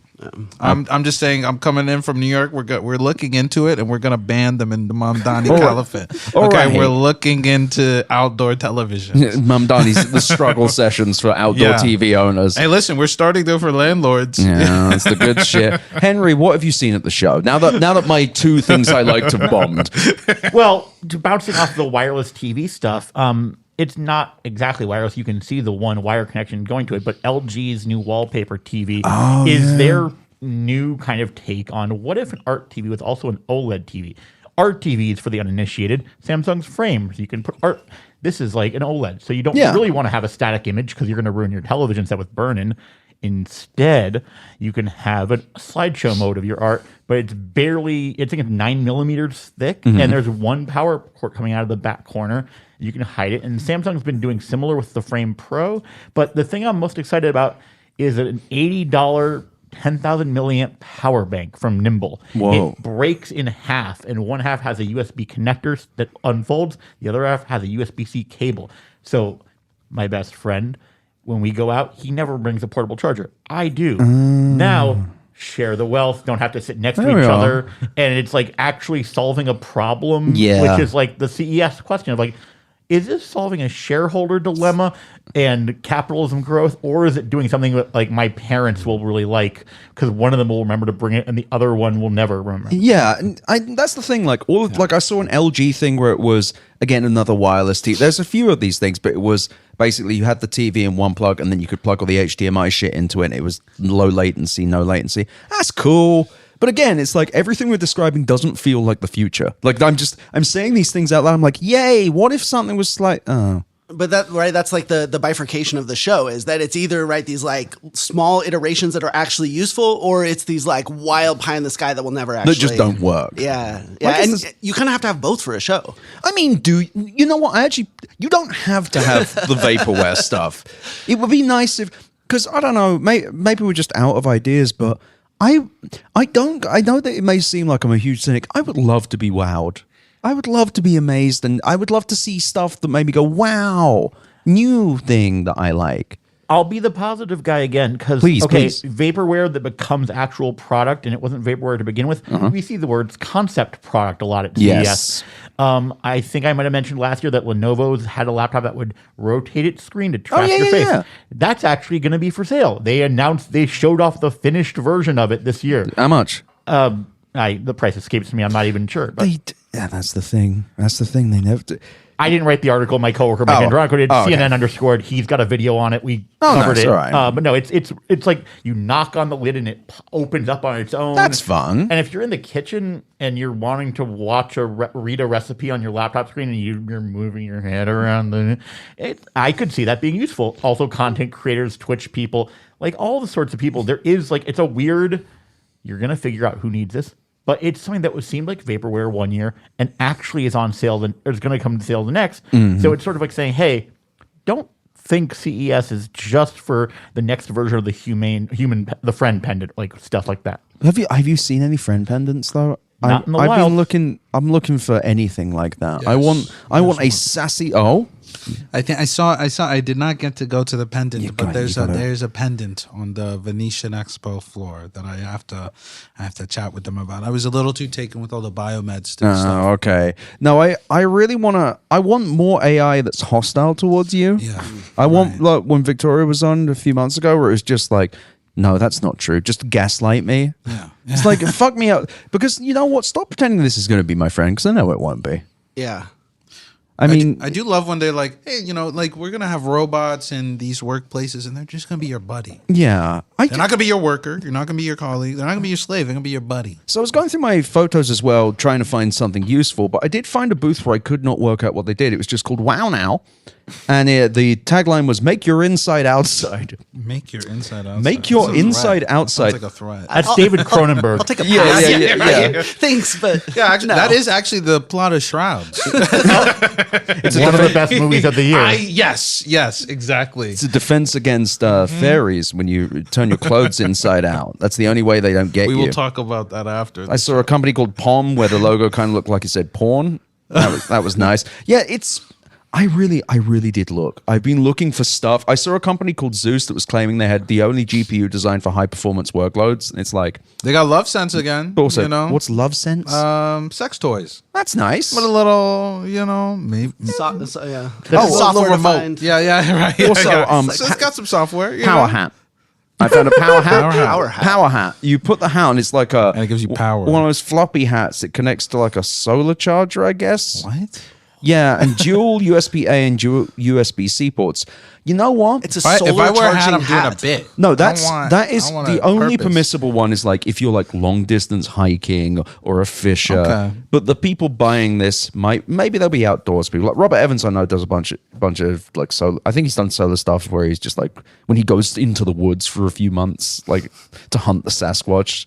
I'll ask him about that later. But it's like that makes sense. But I see this, I'm like, I want to believe, man, but probably not. I'll believe them when they do a solar bonnet. When they do a solar Yeah, bonnet so for my the- people, then I know they're serious about The this. solar sombrero. yeah. You No, know, the solar Pharrell Canadian Mountie hat. He's always going to be the brand ambassador every other year. Like, come on. That big ass hat could probably fit PlayStation 5 up there. that's it. We won't get Grand Theft Auto 6 anytime soon, but yeah. Nor will we get another pop banger like Happy. No, well, not like we're getting a fucking another NERD You don't think we're getting album. it this year? Oh, Fly or Die is a perfect album, and he never made anything better than it. Pharrell Williams, come on my show and talk specifically about 2005's Fly or Die. Classic album, great album. You should all listen to it. Email me if you've listened. We're talking about his beef with the Neptunes. No, not interested. Just the album, and then he can explain to me why he hasn't made anything good like that since. You don't think the Or a Lego solar movie mountain. soundtrack was going to be good? I think that Despicable Me had a pretty good soundtrack. I will give him the fact that Despicable Me 2, and Despicable Me 3, Nano Banana, fucking. I had not thought about Nano Banana all day. It's not my fault. So one of Go on, the then. things that makes this like absurd stuff so interesting and so extra absurd to me is that there is like legitimate technological innovation going on right now. Like one of the big announcements, if not kind of arguably the biggest announcement in the mobility space, is this company called Donut Lab, and they're basically beat all the major automakers and battery companies to the punch on or at least they say they have, to a solid state battery. And this Can you is explain something. what that means? Yeah, it just means that it's solid. So it's like a completely rather than using a liquid or gel in the anode. It's just the whole battery is solid state. Yeah, so just to be stupid, because I really don't know. Yeah. Regular batteries are full of like liquids. Yes, I know that. It's an electrolyte. Yeah, it's usually a fluid electrolyte, and And the solid state is just a brick of something? Yeah, That's cool. it is, and it has like really specific advantages. So like they What? claim 400 watt hours per kilogram, which is like not much denser than like modern like the current state of the art, but they say you can charge it in 5 minutes. Ooh. I think what they said. Like, that's why the liquid ones charge slower. Yeah. So and what happens too is with the liquid ones, like they form dendrites and things, and so it's What not. does that mean?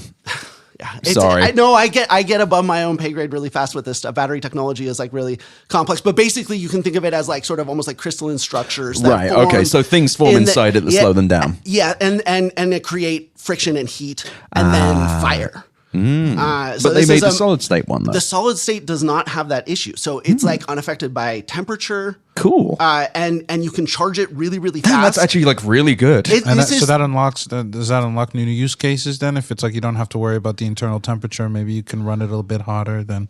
well, I you would mean, otherwise. it would be. It's so. I mean, ideally this is the future, right? And so like all the major automakers are doing this, and they all make kind of somewhat similar claims. So like, right, they say like you fully charge in 10 minutes, 60 kilometers of combined range per minute of charging, and up to 600 kilometers on a single charge. Sorry for the metrics. No, this is great. No, please. So I think like this is something that right Toyota's been working on, talking about for a long time. Hyundai's doing it, like the Chinese battery suppliers as well.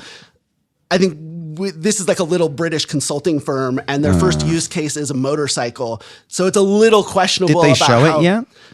So apparently the motorcycles are going to be shipping this year. So like first quarter of this year. So they should have a guy just doing the 600 kilometers around. That's the CES thing. the whole time. And with all this stuff, anything automotive, you got to validate it over so many miles, and the idea that they're going to be able to build this at the quality and the robustness, But this is the city of traffic and the frustration of getting around town. You talk to any journalist doing CES this year, you will see somebody who has been frustrated about how long it takes an Uber to blah, blah, blah, blah. And that is the kind of thing where hands-on or hands-off demos are the thing that would really sell it. And you'd have like... Even like an e-bike would be... Yeah. I just read about it. I wasn't at their event or anything. Okay. I haven't been in touch with them, so they may be giving demos or something. Saying, like, but I think what I've read about it, like there's a little bit of like, how are these guys like kind of the first? Yeah, this to market? That's my first thought. Like it's a little British consultancy. Never ever trust the British.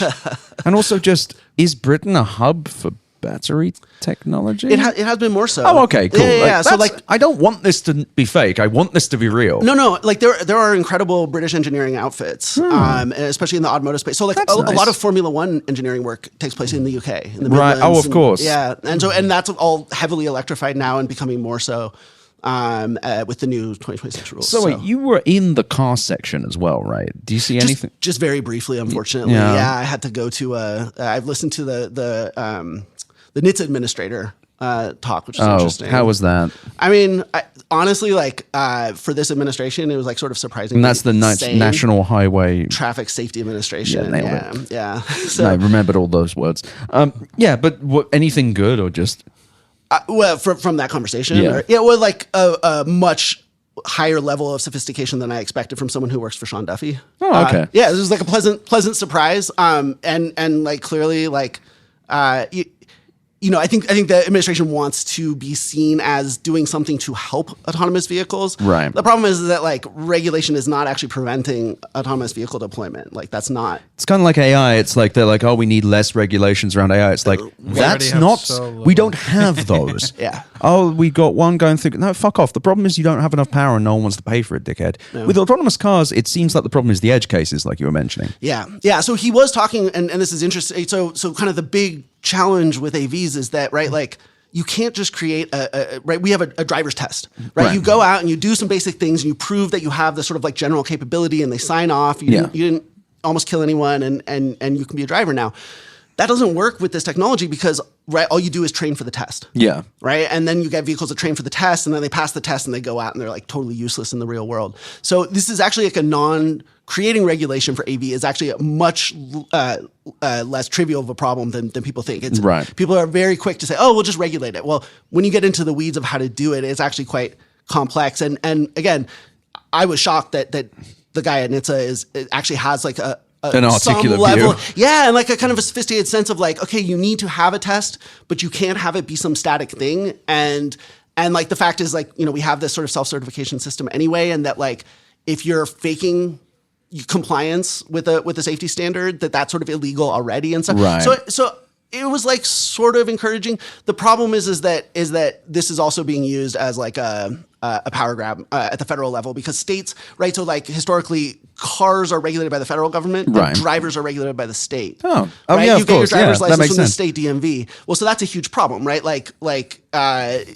AV companies absolutely do not want the patchwork of regulation. And so they're trying to get a test at the federal level so that they can kind of preempt the state's right to regulate these systems. Yeah, because I guess it's regulating a technology, but kind of regulating a driver as well. These two separate things have become one. And in a real sense, it is much more of regulating a driver than it is of a car. How do you regulate something when you have because from my understanding with these autonomous cars, you actually have an overlord watching as well. You have a customer service rep. How does that play into it? This is one of the most misunderstood, and different companies do things differently. Different companies have different levels of transparency around this. No one description is going to be true of everything. But like, for example, with Waymo, what they say, and I think they have like pretty good credibility on it, is that, right, like for a vehicle to be autonomous, and this is sort of the established, like, engineering view of it. For a vehicle to be autonomous, when it encounters something that it cannot deal with, it has to perform what's called fallback autonomously. It has to return to what's called a minimal risk condition. And this is like not a defined thing. It just means the safest place to sort of pull over. Right. And if you're not doing that autonomously, it's not autonomous. And so like Teslas are not autonomous because when they fail, the human has to step in and intervene. Right. A lot of people believe that because there is this link that every AV has to either a remote operator or the ability to send new guidance to the vehicle, that is somehow remotely intervening to prevent a crash. That's So physically that. it's not possible. That's what it's not possible because I didn't imagine they had a joystick or something. Yeah, I mean, I'm sure that folks have tried it, and it just doesn't work. So what happens is that, right, system encounters something it can't deal with. It performs the fallback autonomously. The new guidance is just to sort of get it through. Yeah, to get it out of that danger. little thing, yeah. and then it takes back over again. Okay. Yeah. So changing gears, Henry, what if you seen anything interesting laptop wise? You mentioned a concrete keyboard, which sounds good for hitting people. Yeah, Keychron actually is doing really fun stuff with the materials that their wireless keyboards are made out of. There was one that was porcelain, and then one of those concrete. And I was thinking, even the most angry Redditors won't be able to move this by typing. Like, you might use it for self-defense if you're that kind of person. But what I was just talking about that made me really think was building something for the test. And while, laptops at CES, there is a big story sort of happening with Dell and pricing, but did people see the LG laundry folding robot thing? No, I saw the robot. I didn't see it fold anything. I didn't see it folding anything. I saw it moving one thing to another, and I was like, "Is this being designed to do the test of the convention center, Yeah, and then do everything else later?" So that's why I'm just like, it's also doing it at the slowest. It's the sloth in the Zootopia movie trailer. Yeah. I'm like, so that's the thing. But so in laptops, one of the most interesting things is a year ago, Dell said the XPS brand was dead. It was replacing Dell XPS 14 with Dell Premium 14. And tech journalists everywhere were like, what are you doing? I love my XPS. People love it. And then this year, an exec came out and said, I owe you an apology. You guys were right. And then they released the Dell XPS is back. And here's the weird thing, though. They got rid of all the things we hated about it. The function keys are actually physical keys again. They had a weird capacitive touch thing. Oh, God. But it was light up. It wasn't an OLED like the touch bar on the Macs. But the problem is that I believe, let me just check right now. I believe it's, they had a last second price change on it. And I believe it's going to be $2,050 for the starting price at first for the 14-inch XPS Dell. And it's going to, in February, there will be much lower price, under $2,000 versions. And they didn't say why this is. We can all assume one of two things. What is it? Tariffs or memory shortage. Yeah. The RAM thing is fucking everything up. I don't know if you've talked to anyone else at the show, but I've been hearing from quite a few people that this is just fucking up everything now because of AI. That it's just smartphone. Samsung mentioned they're going to raise the price of phones because of fucking AI and RAM. Kill me. People are saying that the iPhone 18 not coming until next year, supposedly, is due to that because Apple wants to wait for the lowest costing phone. They want to wait a year to wait out this freaking memory shortage problem. Because that's the rumor, at least. Right. They're going to move to a spring year cadence for the main phone. But it's laptops from here on out. We're a little bit concerned about if there's going to be a good amount of RAM or it's going to be overpriced. I'm glad I have my M1 14-inch MacBook Pro, and that's going to last me forever, hopefully. But it kind of feels like it's going to price people out of electronics soon because tariffs already raised things. And now RAM is going to raise things. Also that we can generate sexier waifus, I guess. It's very strange. And I've never seen anything like it in the history of tech. We've seen shortages around COVID and then post-COVID. But I don't remember I remember the price of everything going up, things becoming harder to get in general, but not one thing within the computing world. Yeah, and to be fucking up a business that makes money Yes. in order to build a business that doesn't.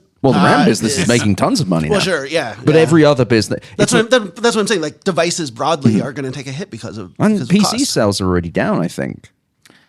I do not keep track of that, thankfully. Yeah, I keep coming to this show expecting the future, but it just kind of feels dystopian, but not in like the cyberpunk way, but just in a everything's more expensive and slowing down way. Yeah.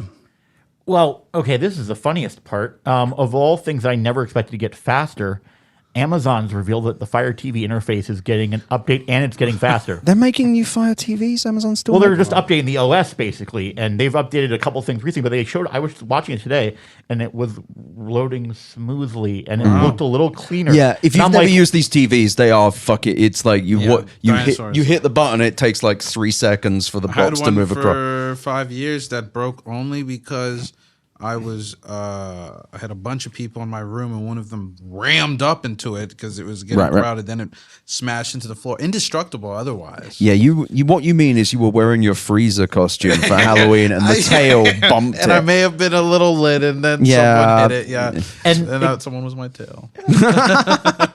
and it gets worse if you just bought the Prime Day cheapest Fire TV stick. Yeah. And who knows how low powered that is trying to run whatever. But they said when they showed it off on a demo on a regular TV that was running their Fire OS. And I was just like watching going, I've been recommending Roku to my parents and for a lot of people for a while. 'Cause it's simple and it's easy for people. Just want a grid of tiles. Like nobody can afford, not everybody can afford an Apple TV. I wish they could. And I think a lot of people think Google TV is content overload. It is. And it's like you're just getting Black Mirror episode 2, I think. Is there a Black Mirror tie-in with that? Or No, just all the ads happen all at once. No, I have have to remember it's the million credits episode and not I've the not political- seen any of it. Okay. Sorry, Charlie. Charlie does read my work. I'm sorry, Charlie. But yeah, no, Amazon actually is answering the I've been writing in for years. Like, why is this so slow and stuttery?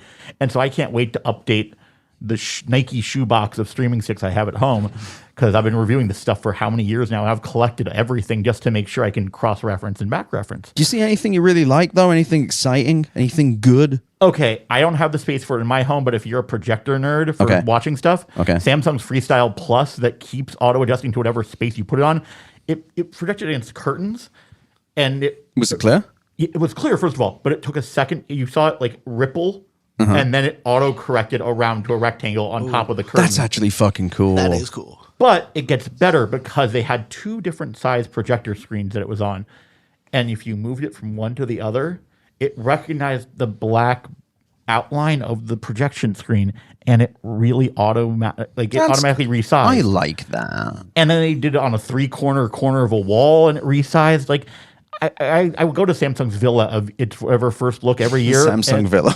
It's like they have a minor city almost. If you think Caesars is a state, like Vegas, this is a minor city.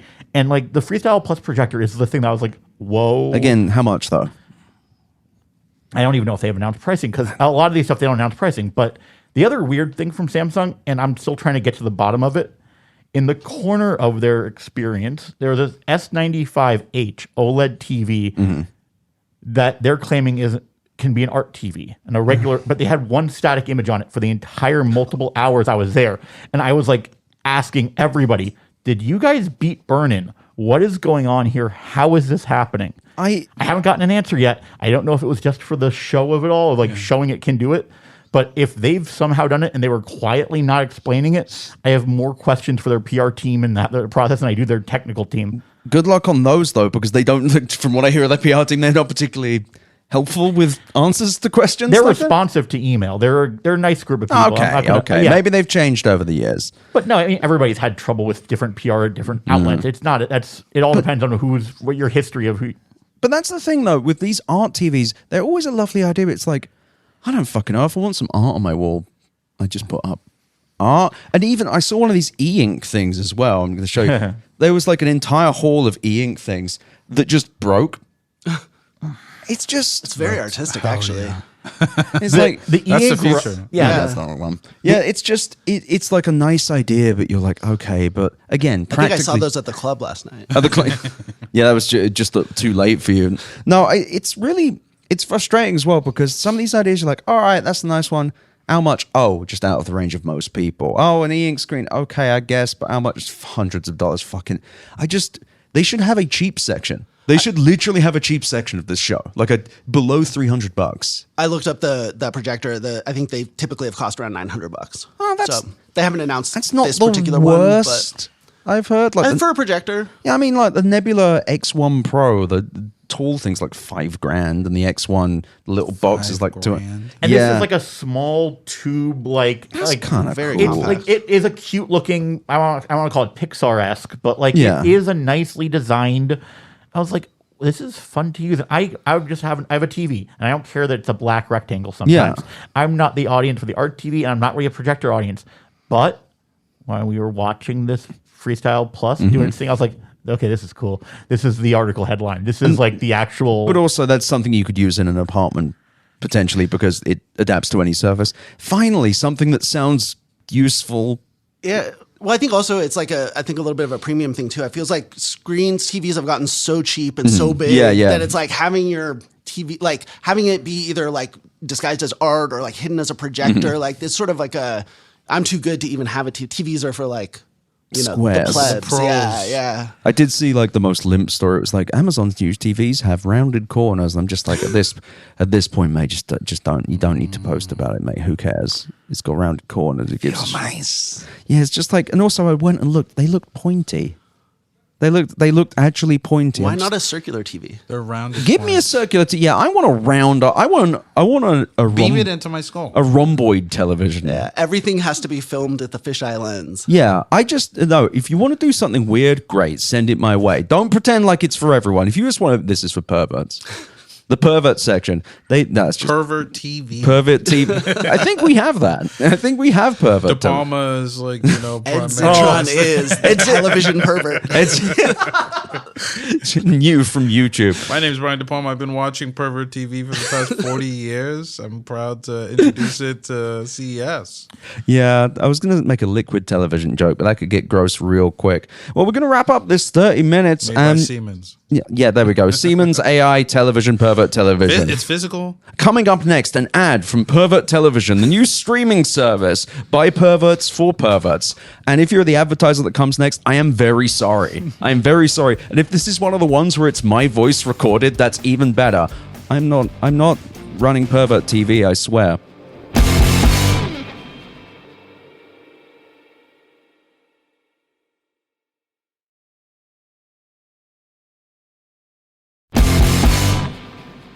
And we're back. We're back with an incredible group of people. Edward Ongweso Jr. of the Tech Bubble newsletter, Ed Niedermeyer of the Autonocast, and Henry Casey of CNN Underscored. And we've just been looking at fake stuff for a few minutes because I wanted to talk briefly about this thing called the pickle. Now, the pickle is yet more fucking smart glass bullshit.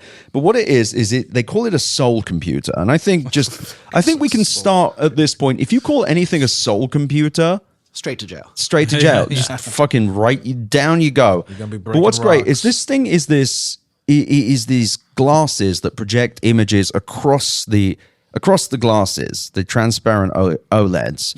And then it has some mystical AI in it that remembers everything. I'm just going to read this. For a better life in every dimension, we need an intelligence that sees with you, remembers your life, and learns to understand you. A new soul, it talks to you. It can teach you like guitar stuff. And it claims it has like memories of stuff you've seen before. Now, this has caused some sort of scandal online. First of all, because it's blatantly fucking fake. Yeah. And there's guy, Matt Dowd, I think, has gone completely nuts about it. It's just like, that's fucking fake. And now the CEO of Pickle is now arguing with him. I love that I just got to say the CEO of Pickle. Why is the company called Pickle? I don't fuck it. To be extra special annoying. And Alex Heath was like, it's completely fake. It's stupid. It's wrong. But wouldn't it be cool if it was real? What if your soul was a pickle? Well, first of all, if you make a company called Pickle with a fake device, you probably don't have a soul. I have such a negative association with pickles because I had a roommate who would buy so many pickles and not touch them that they would fill up the fridge and it broke all the shelves. Kept putting jars the of compound pickles. weight of pickles. Yes. Like open the door and it's like an avalanche Yeah, of literally, pickles. Yeah. literally, and then glass also, and pickle juice. What was the justification for purchasing so many of them? I like pickles, but would get so fucking high that you'd forget that all the pickles in the fridge. How were do you his. forget? You smoke a lot of weed, and then you go into our basement, very spacious basement, Right. And you smoke more weed, and you just. But you get to the pickle dispensary, your fridge. I got and you roommates. see a One of them got the pickles. No, not you. But the Yeah, person no, in but that's what I'm question. saying. You're His mind was resplendent. like, these are one of their pickles. The answer is he didn't have a smart device. He didn't remember his needs. You don't need to buy more pickles. You have more pickles than you could ever desire. Yeah. But this is now a scandal because basically everyone's saying this is fake and bullshit. And the guy is just on X the Everything app, just fucking going to town with people. It's so cool. I'm fine with that this existing, but he has to post. Is it sort of like people are trying to do like a Marcus Brownlee with what was the device that he sort of like Oh, the humane pin. the humane pin, yeah. The reason I bring this up though is I like that the last two CESs we've had. Oh no, maybe it was 2024. We had the Rabbit R1. That was 24, yeah, 24th Rabbit. I That wish I was there for that one. That was fun. no, it was before Better Offline. I was a much larger, sadder person, so I didn't really have as much fun as I could with it. But that was the one where like everyone fell for it because it was kind of real. Yeah. And it's just like that company is still rolling around in its own filth. Didn't it get acquired by like They got HP or somebody? Oh my! No, that was the humane pin. Oh, right? yeah. HP bought another company to put it with the Palm Pre, I guess. Like, it's just really. I think every year we need a fake thing. We need something that's like aggressively just. I got bullshit. handed a bunch of. You fake got handed fake things stuff. That What you got there? They're Those just look like there's boxes. they're boxes. There's whole things that remind me now that you said it, they look like the rabbit. What's There's it supposed to say be on AI agents that can. They're AI agents, but they're in cardboard boxes. They're cardboard boxes Why not that open look that like up? fridge magnets Open them when up. you Let's open see them up. what you got in there because I'm quite curious to know what's in this box. And- If there's an AI agent in there. Looks like a Podcasting toy. is a visual medium. Yeah.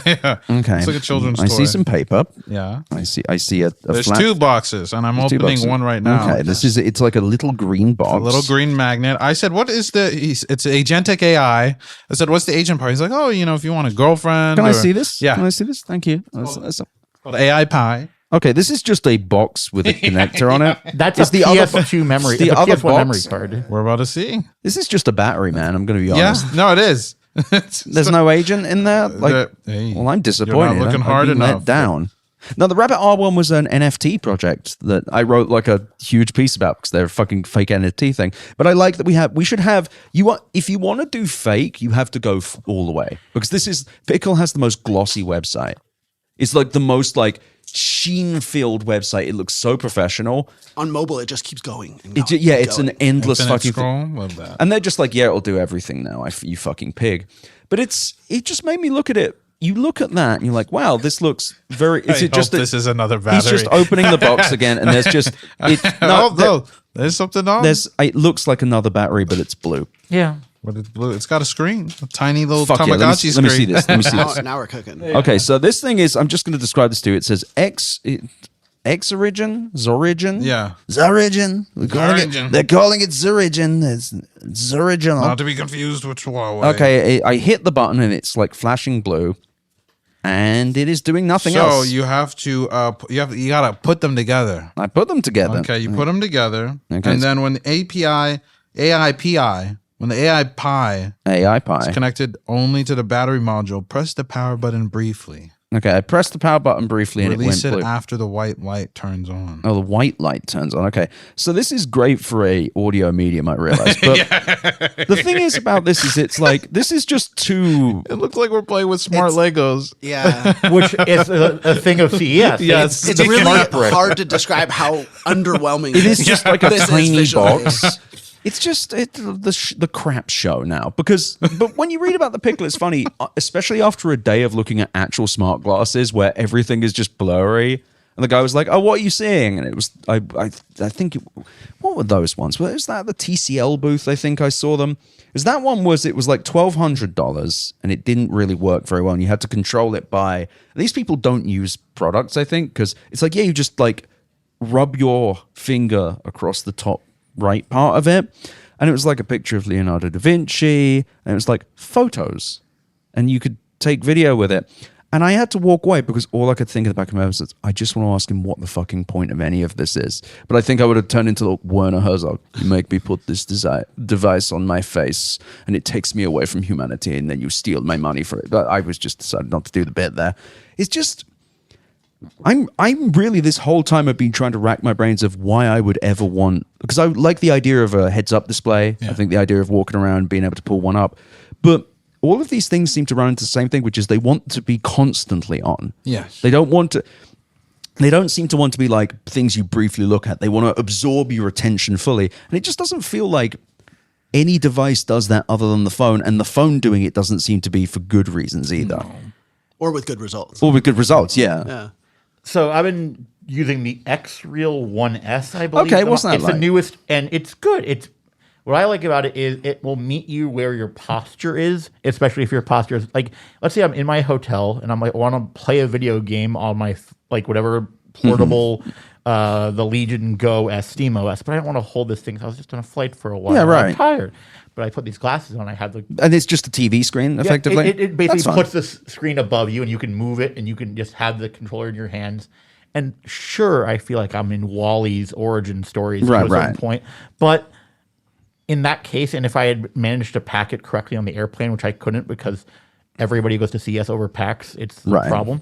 But like, no, I think X-Real is one of these companies, and they're doing a bunch of different partnerships. They're working with seemingly everybody possible, which you sort of want if like you want cross compatibility, right? I went to the X-Real booth, and I was kind of excited to go over there because I thought these are just going to be glasses that are little TVs in your eyes, and I'm like, way less. There are way more offensive things on the show, and I get there, and there's just a fucking thing that says Vibe Agent, and I try, and they're like, you could book a demo. I'm like, you don't want to put me in a box with this fucking thing.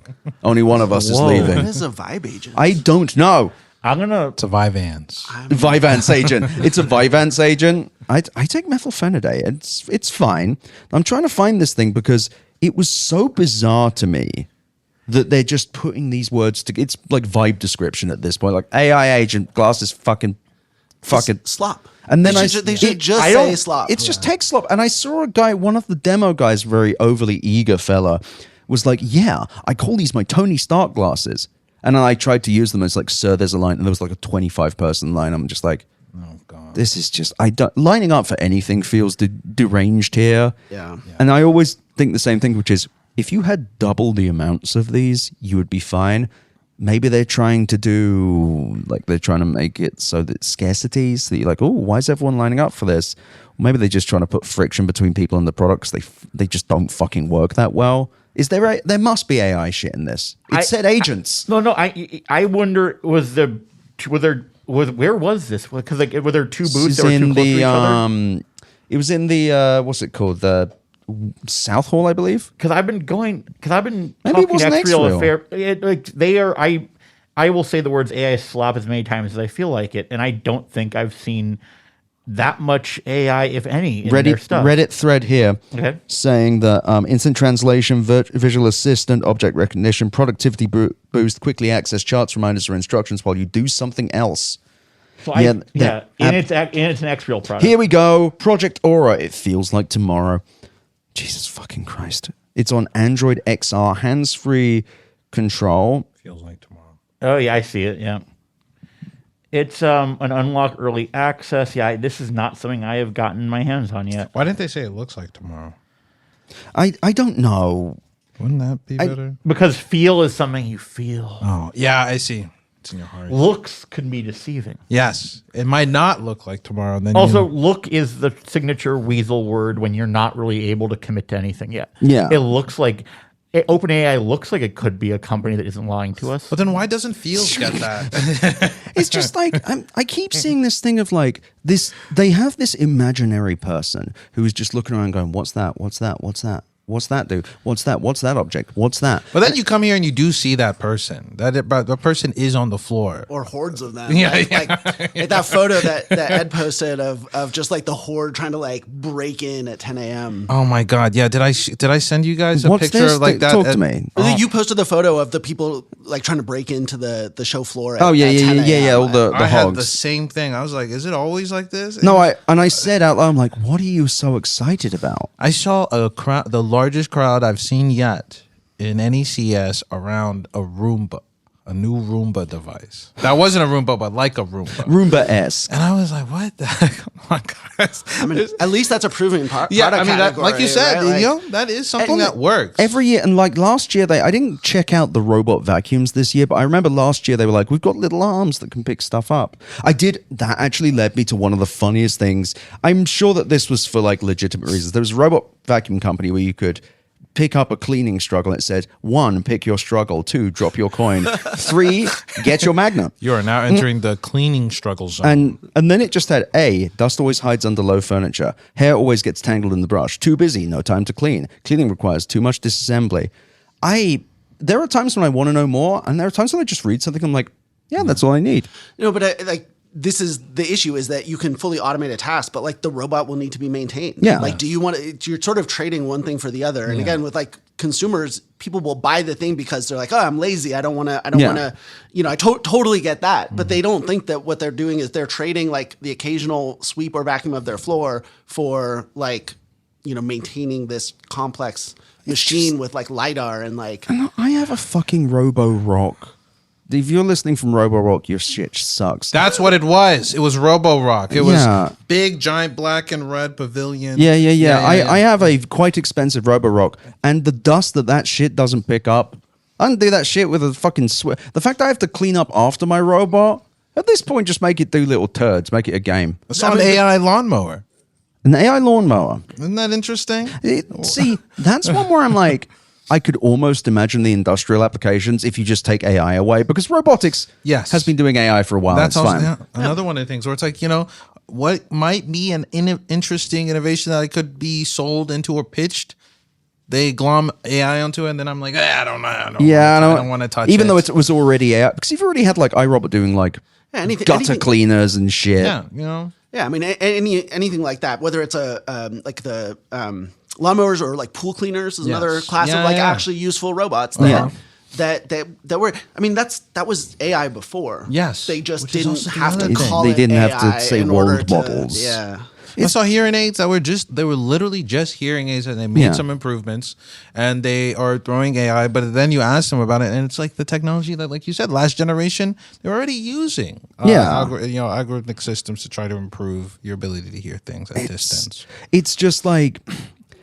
I'm now thinking you just chop the word AI off and it would be fine. But did you see any robot vacuums, or I'm going to have to chase these fuckers down myself? I am not the one covering the robo vacuums on the team. I just saw the dancing AGI robot. Yeah, okay. Talk to me about this goddamn thing at PoopCon. Danced like me at the first wedding I ever went to when I was 10 years old. And it was unfortunately named AGI Bot. And I'm like, no, this isn't actually. This is doing a pre-rehearsed routine. Like, why are we? Words have meaning, or at least they should. So it's like I will kick that thing so hard it flies. There were 2 of them, so they might try to come at you from both sides. I've been boxing for years. I'll take those fuckers out, no problem. Me and my weapons. Gloves. Yeah, robots don't have weapons. Robots don't have weapons, and they don't have friends. They don't have dance moves, apparently. But the Boston Dynamics people have made people afraid, which is the whole thing where they made some people afraid. Well, no, that's the thing where most people engage with the idea of like the robot that will do anything. Is that one social video they saw the Boston Dynamics thing 3 years ago. Right. And then that's informed them to think, oh shit, I got to be careful about everything from now on. Yeah. But when you look at it, it's like, oh, it's trying to serve a press demo. Yeah, those are all highly rehearsed as well. What's it the demo for? What is the purpose of the dancing robot? To disarm you. Impressing you and getting your money to invest in it. So the very first chatbot was created in the 60s and Eliza? called Eliza. Yeah, and so there's the Eliza effect. I think so much of what we see here is driven by sort of different versions of that, which is where you show people something doing a task that they've only ever seen a human do before, whether it's dancing or mowing a lawn or whatever else. And because like our only metaphor for intelligence is humans, we automatically leap to this must be a human level of intelligence. Right. This is what has fueled Tesla's autopilot. Yeah, sales. that makes sense. It's like if we make it seem human adjacent, they'll just fill in the gaps. That's what they've done with LLMs. And exactly right. And what this does is it locks you into this mode. Again, we've seen 10 years of this with Tesla autopilot where it's like, it's getting better. It's getting better. It's getting better. It's getting better. But like what's getting better is the illusion. Yes. And what is completely like left out of this entire framework for engaging with any kind of automation technology is the fact that at some point it becomes actually useful. There's actually real value. And with autonomous vehicles, it's really simple when that point is. It's when the company says, we take legal responsibility for this system. And they never will. Well, Waymo does. Zoox does. Do they actually take? Of course. I didn't know that. Yeah, there's no human in them. I mean, the Zooxes that are running on the strip and the Waymos that are all over the bay, there's no human in them to take responsibility. It's all. Oh, I suppose that's right. Yeah, I mean, what about the robotaxis in Austin? Oh, they still got people in them? Those have someone in the passenger seat, but no, I mean in Texas, like those are technically considered to be autonomous vehicles by Texan autonomy laws. I mean, which are essentially non-existent. Yeah. Nice, that's good. Yeah. It's funny when you actually pull up the Tesla robotaxi app. It says if your ride is in Texas, it's autonomous. If your ride is in California, it's not. And it's the same experience. I mean, it's the same thing. Yeah. Very fucking cool. It's incredible. Have you used Zoox yet here? So I had a ride with Zoox a year ago at CES. Right. So I haven't. So that was cool, but I was, it was with the CTO. And it was like sort of a whole thing. And to be perfectly honest, like at the time, I was like, it's the only product that you can kind of ride in right now that is designed from the ground up to not just be a car. Yeah, because it's like an empty room with wheels. Yeah, and so that's good. That's kind of cool. It's like the Docklands Light Railway, and it's perfect for the strip. And like for a long time, the AV space was like AV companies were like, we can't like market on the novelty of this because it's like such a serious thing. Yeah. We're going to conquer the world, and like one of the cool things that's happened is that there's been so much like struggle to get this stuff to market that. Now it's sort of like, well, fuck it. It is novelty, right? Like this is just a cooler way to ride down the strip to the club or to the casino or to this, that, to the gun shop. Yeah. And like, I think that's fine. I don't know how they're making money doing it. And I don't know. That's actually are any of these companies making any money? No, the robotaxi companies are not yet making money. Why are they bleeding so much? Well, because it's extremely expensive. I mean, each one of these. Well, so each one of the vehicles, so like, we work with estimates, but, best estimates for like a Waymo is, $200,000 to $300,000 a vehicle. Right. And then the operating costs are very high. We know very little about, like how many miles can they go, right? Because they're these electric vehicles. Right. And they're powered by, they're powering not just the drive, but also all this LiDAR and radar and compute and all these other things. So like the utilization, how many rides can it give before it has to go back and charge? Well, I mean, apparently they're burning somewhere on the order of $2 billion a year. Jesus fucking Christ! Is that from purchasing more of them? They're scaling very aggressively, right? And they're continuing to use most of the so they were ready to sort of start bringing in this vehicle from China, which was using fewer sensors, and so really bringing the cost down. And then of course tariffs screwed that up. Right. I think they've got that back on track based on my conversations here. So I think I think Waymo will get to a point where they will, have a viable business. I think they're raising. I've heard $15 billion right now to get to IPO. We're running out of money. I swear to fucking God, we're going to run out of money. Liquidity in 2026 is going to be wild because Waymo is not the only company that needs to raise money. There's huge IPO. SpaceX, OpenAI, Anthropic, all supposed to. OpenAI is not going to fucking IPO. I don't know that any of them are. I don't think SpaceX is going to IPO next I think year. SpaceX could. I'm pretty. I mean, we'll see. You'd know better than I would. Prove me wrong. I mean, look, I think SpaceX, like Tesla, has the kernel of a real business there with the Falcon 9 launch program. It's the most cost effective way to get into orbit. Right. The basic critique that I have, and again, like make the numbers public. I hope they go public because we'll see the numbers. This is why I want Anthropic and OpenAI to go public so bad. To just file. Let me look. Let me look under the hood. Yeah. Let me see how much you're burning because I bet it's a lot. Well, I mean, I was talking to you about this off air, but there's two Chinese AI companies that are going public at the moment: Zhuji and Minimax, I think they're called. I'm sure someone will email and say I'm wrong on that one. But they, I think one of them makes like $35 million in revenue a month and spends $200 million even. Sorry, you gotta. Yeah, and that you got to spend money to lose money, I guess. Yeah. But I think that, you know what, if this is the year when we finally get some clarity over that, I'd be really happy. Well, and I mean, just in terms of Elon Musk, I mean, like XAI burned like 14 billion, 13 billion. Did they? Nice. Yeah, and like he's made his whole thing work for a long time by, he's really good at raising money, but then also they just raised around today. Did they? Yeah. That's nice. Series E, I think. The level of burn has that XAI itself, which has no profitable business to it, is like dramatically higher. Tesla's always lost, or not always, but almost always lost money. Yeah. But like they could mitigate that loss, Right, and they could kind of string it along and go a couple years between Not fundraising here. rounds. But this is $10+ billion a year. Elon's empire is really fragile even without that kind of cash burn, and so I think 2026 is they fascinating raised year. $20 billion. Series E. Vela Equity Partners XAI? steps. Yeah. Fidelity Management fell for it again award. Oh. Qatar Investment Authority, MGX, and Barron Capital Group, among other key partners. Ron Investors in the round include Nvidia and Cisco. We're doing the dot-com boom again, folks. We love the dot-com boom. Okay, well, so they We got love raising money. they got a couple years of burn now. And guess what?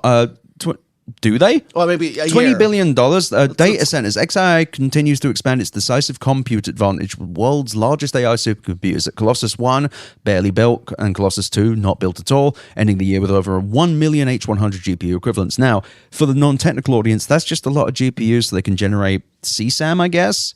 But my favorite part of this is Grok 4 series, our frontier language models are built on the best-in-class training infrastructure powered by Colossus. They've pushed reinforcement learning training to unprecedented levels, refining Grok's intelligence, reasoning, and agency using pre-training scale compute. What'd you train on? You've been generating child porn. I mean, No, that's A large but data what's set for the product too? on Like, the what's internet, the you know? revenue? Sorry, they don't have that here. They don't have that. They will say, though, our reach spans approximately 600 million monthly active users across the X and Grok apps. Bull fucking shit. Yeah, getting scale is easy when it's free. Also, Yeah. Twitter doesn't fucking have that many users. Yeah.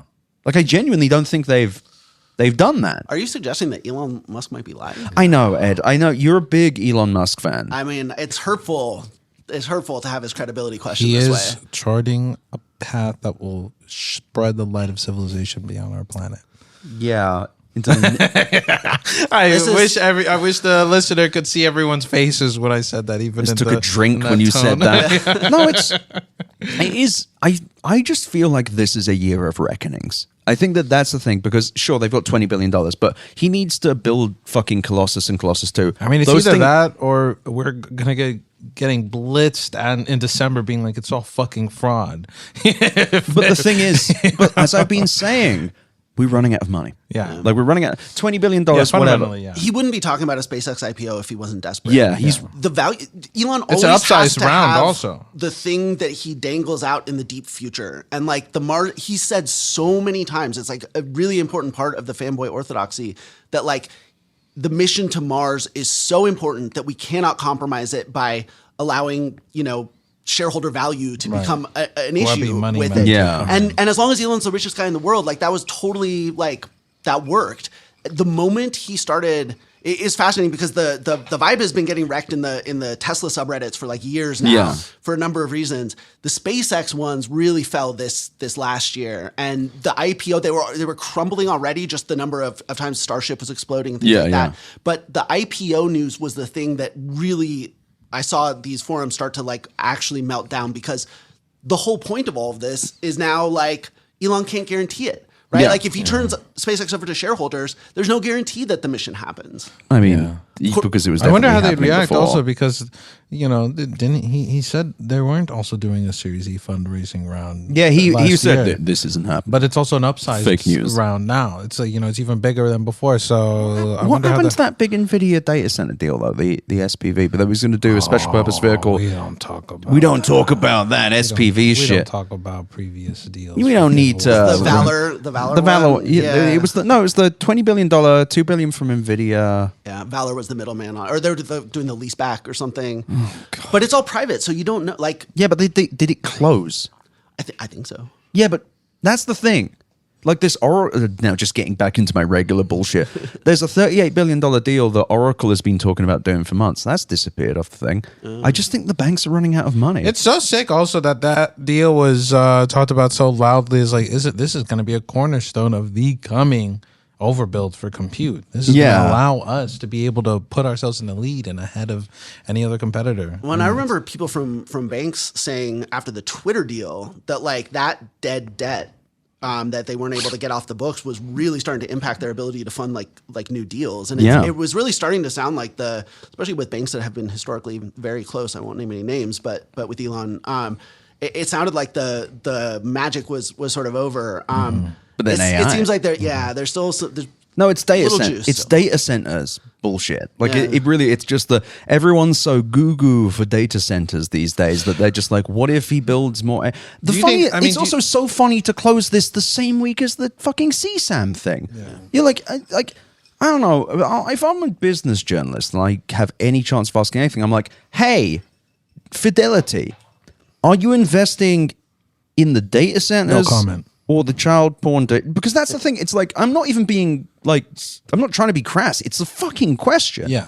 Like Bryce Elder, legend from the FT, did a great piece today where it was like, the pornography generator connected to a social network, and it was just a list of all the staff at X, but with clown makeup on. so good. The FT. Bryce Elder, Alphaville, legends.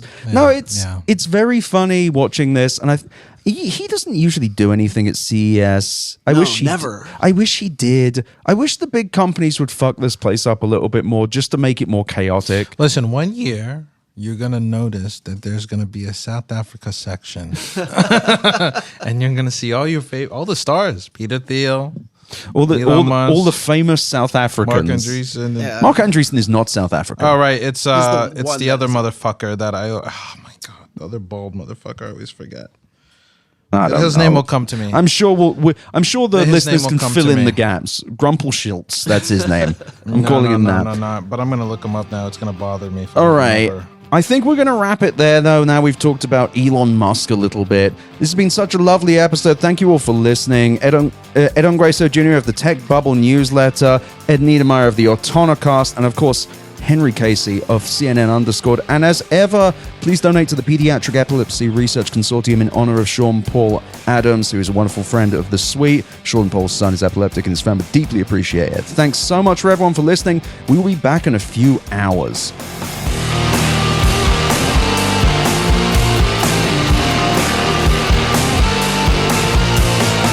Thank you for listening to Better Offline. The editor and composer of the Better Offline theme song is Matt Osowski. You can check out more of his music and audio projects at matosowski.com. MATTOSOWSKI.com. You can email me at easy@betteroffline.com or visit betteroffline.com to find more podcast links and, of course, my newsletter. I also really recommend you go to chat.wheresyoured.at to visit the Discord and go to r/betteroffline to check out our Reddit. Thank you so much for listening. Better Offline is a production of Cool Zone Media. For more from Cool Zone Media, visit our website, coolzonemedia.com, or check us out on the iHeart Radio app, Apple Podcasts, or wherever you get your podcasts.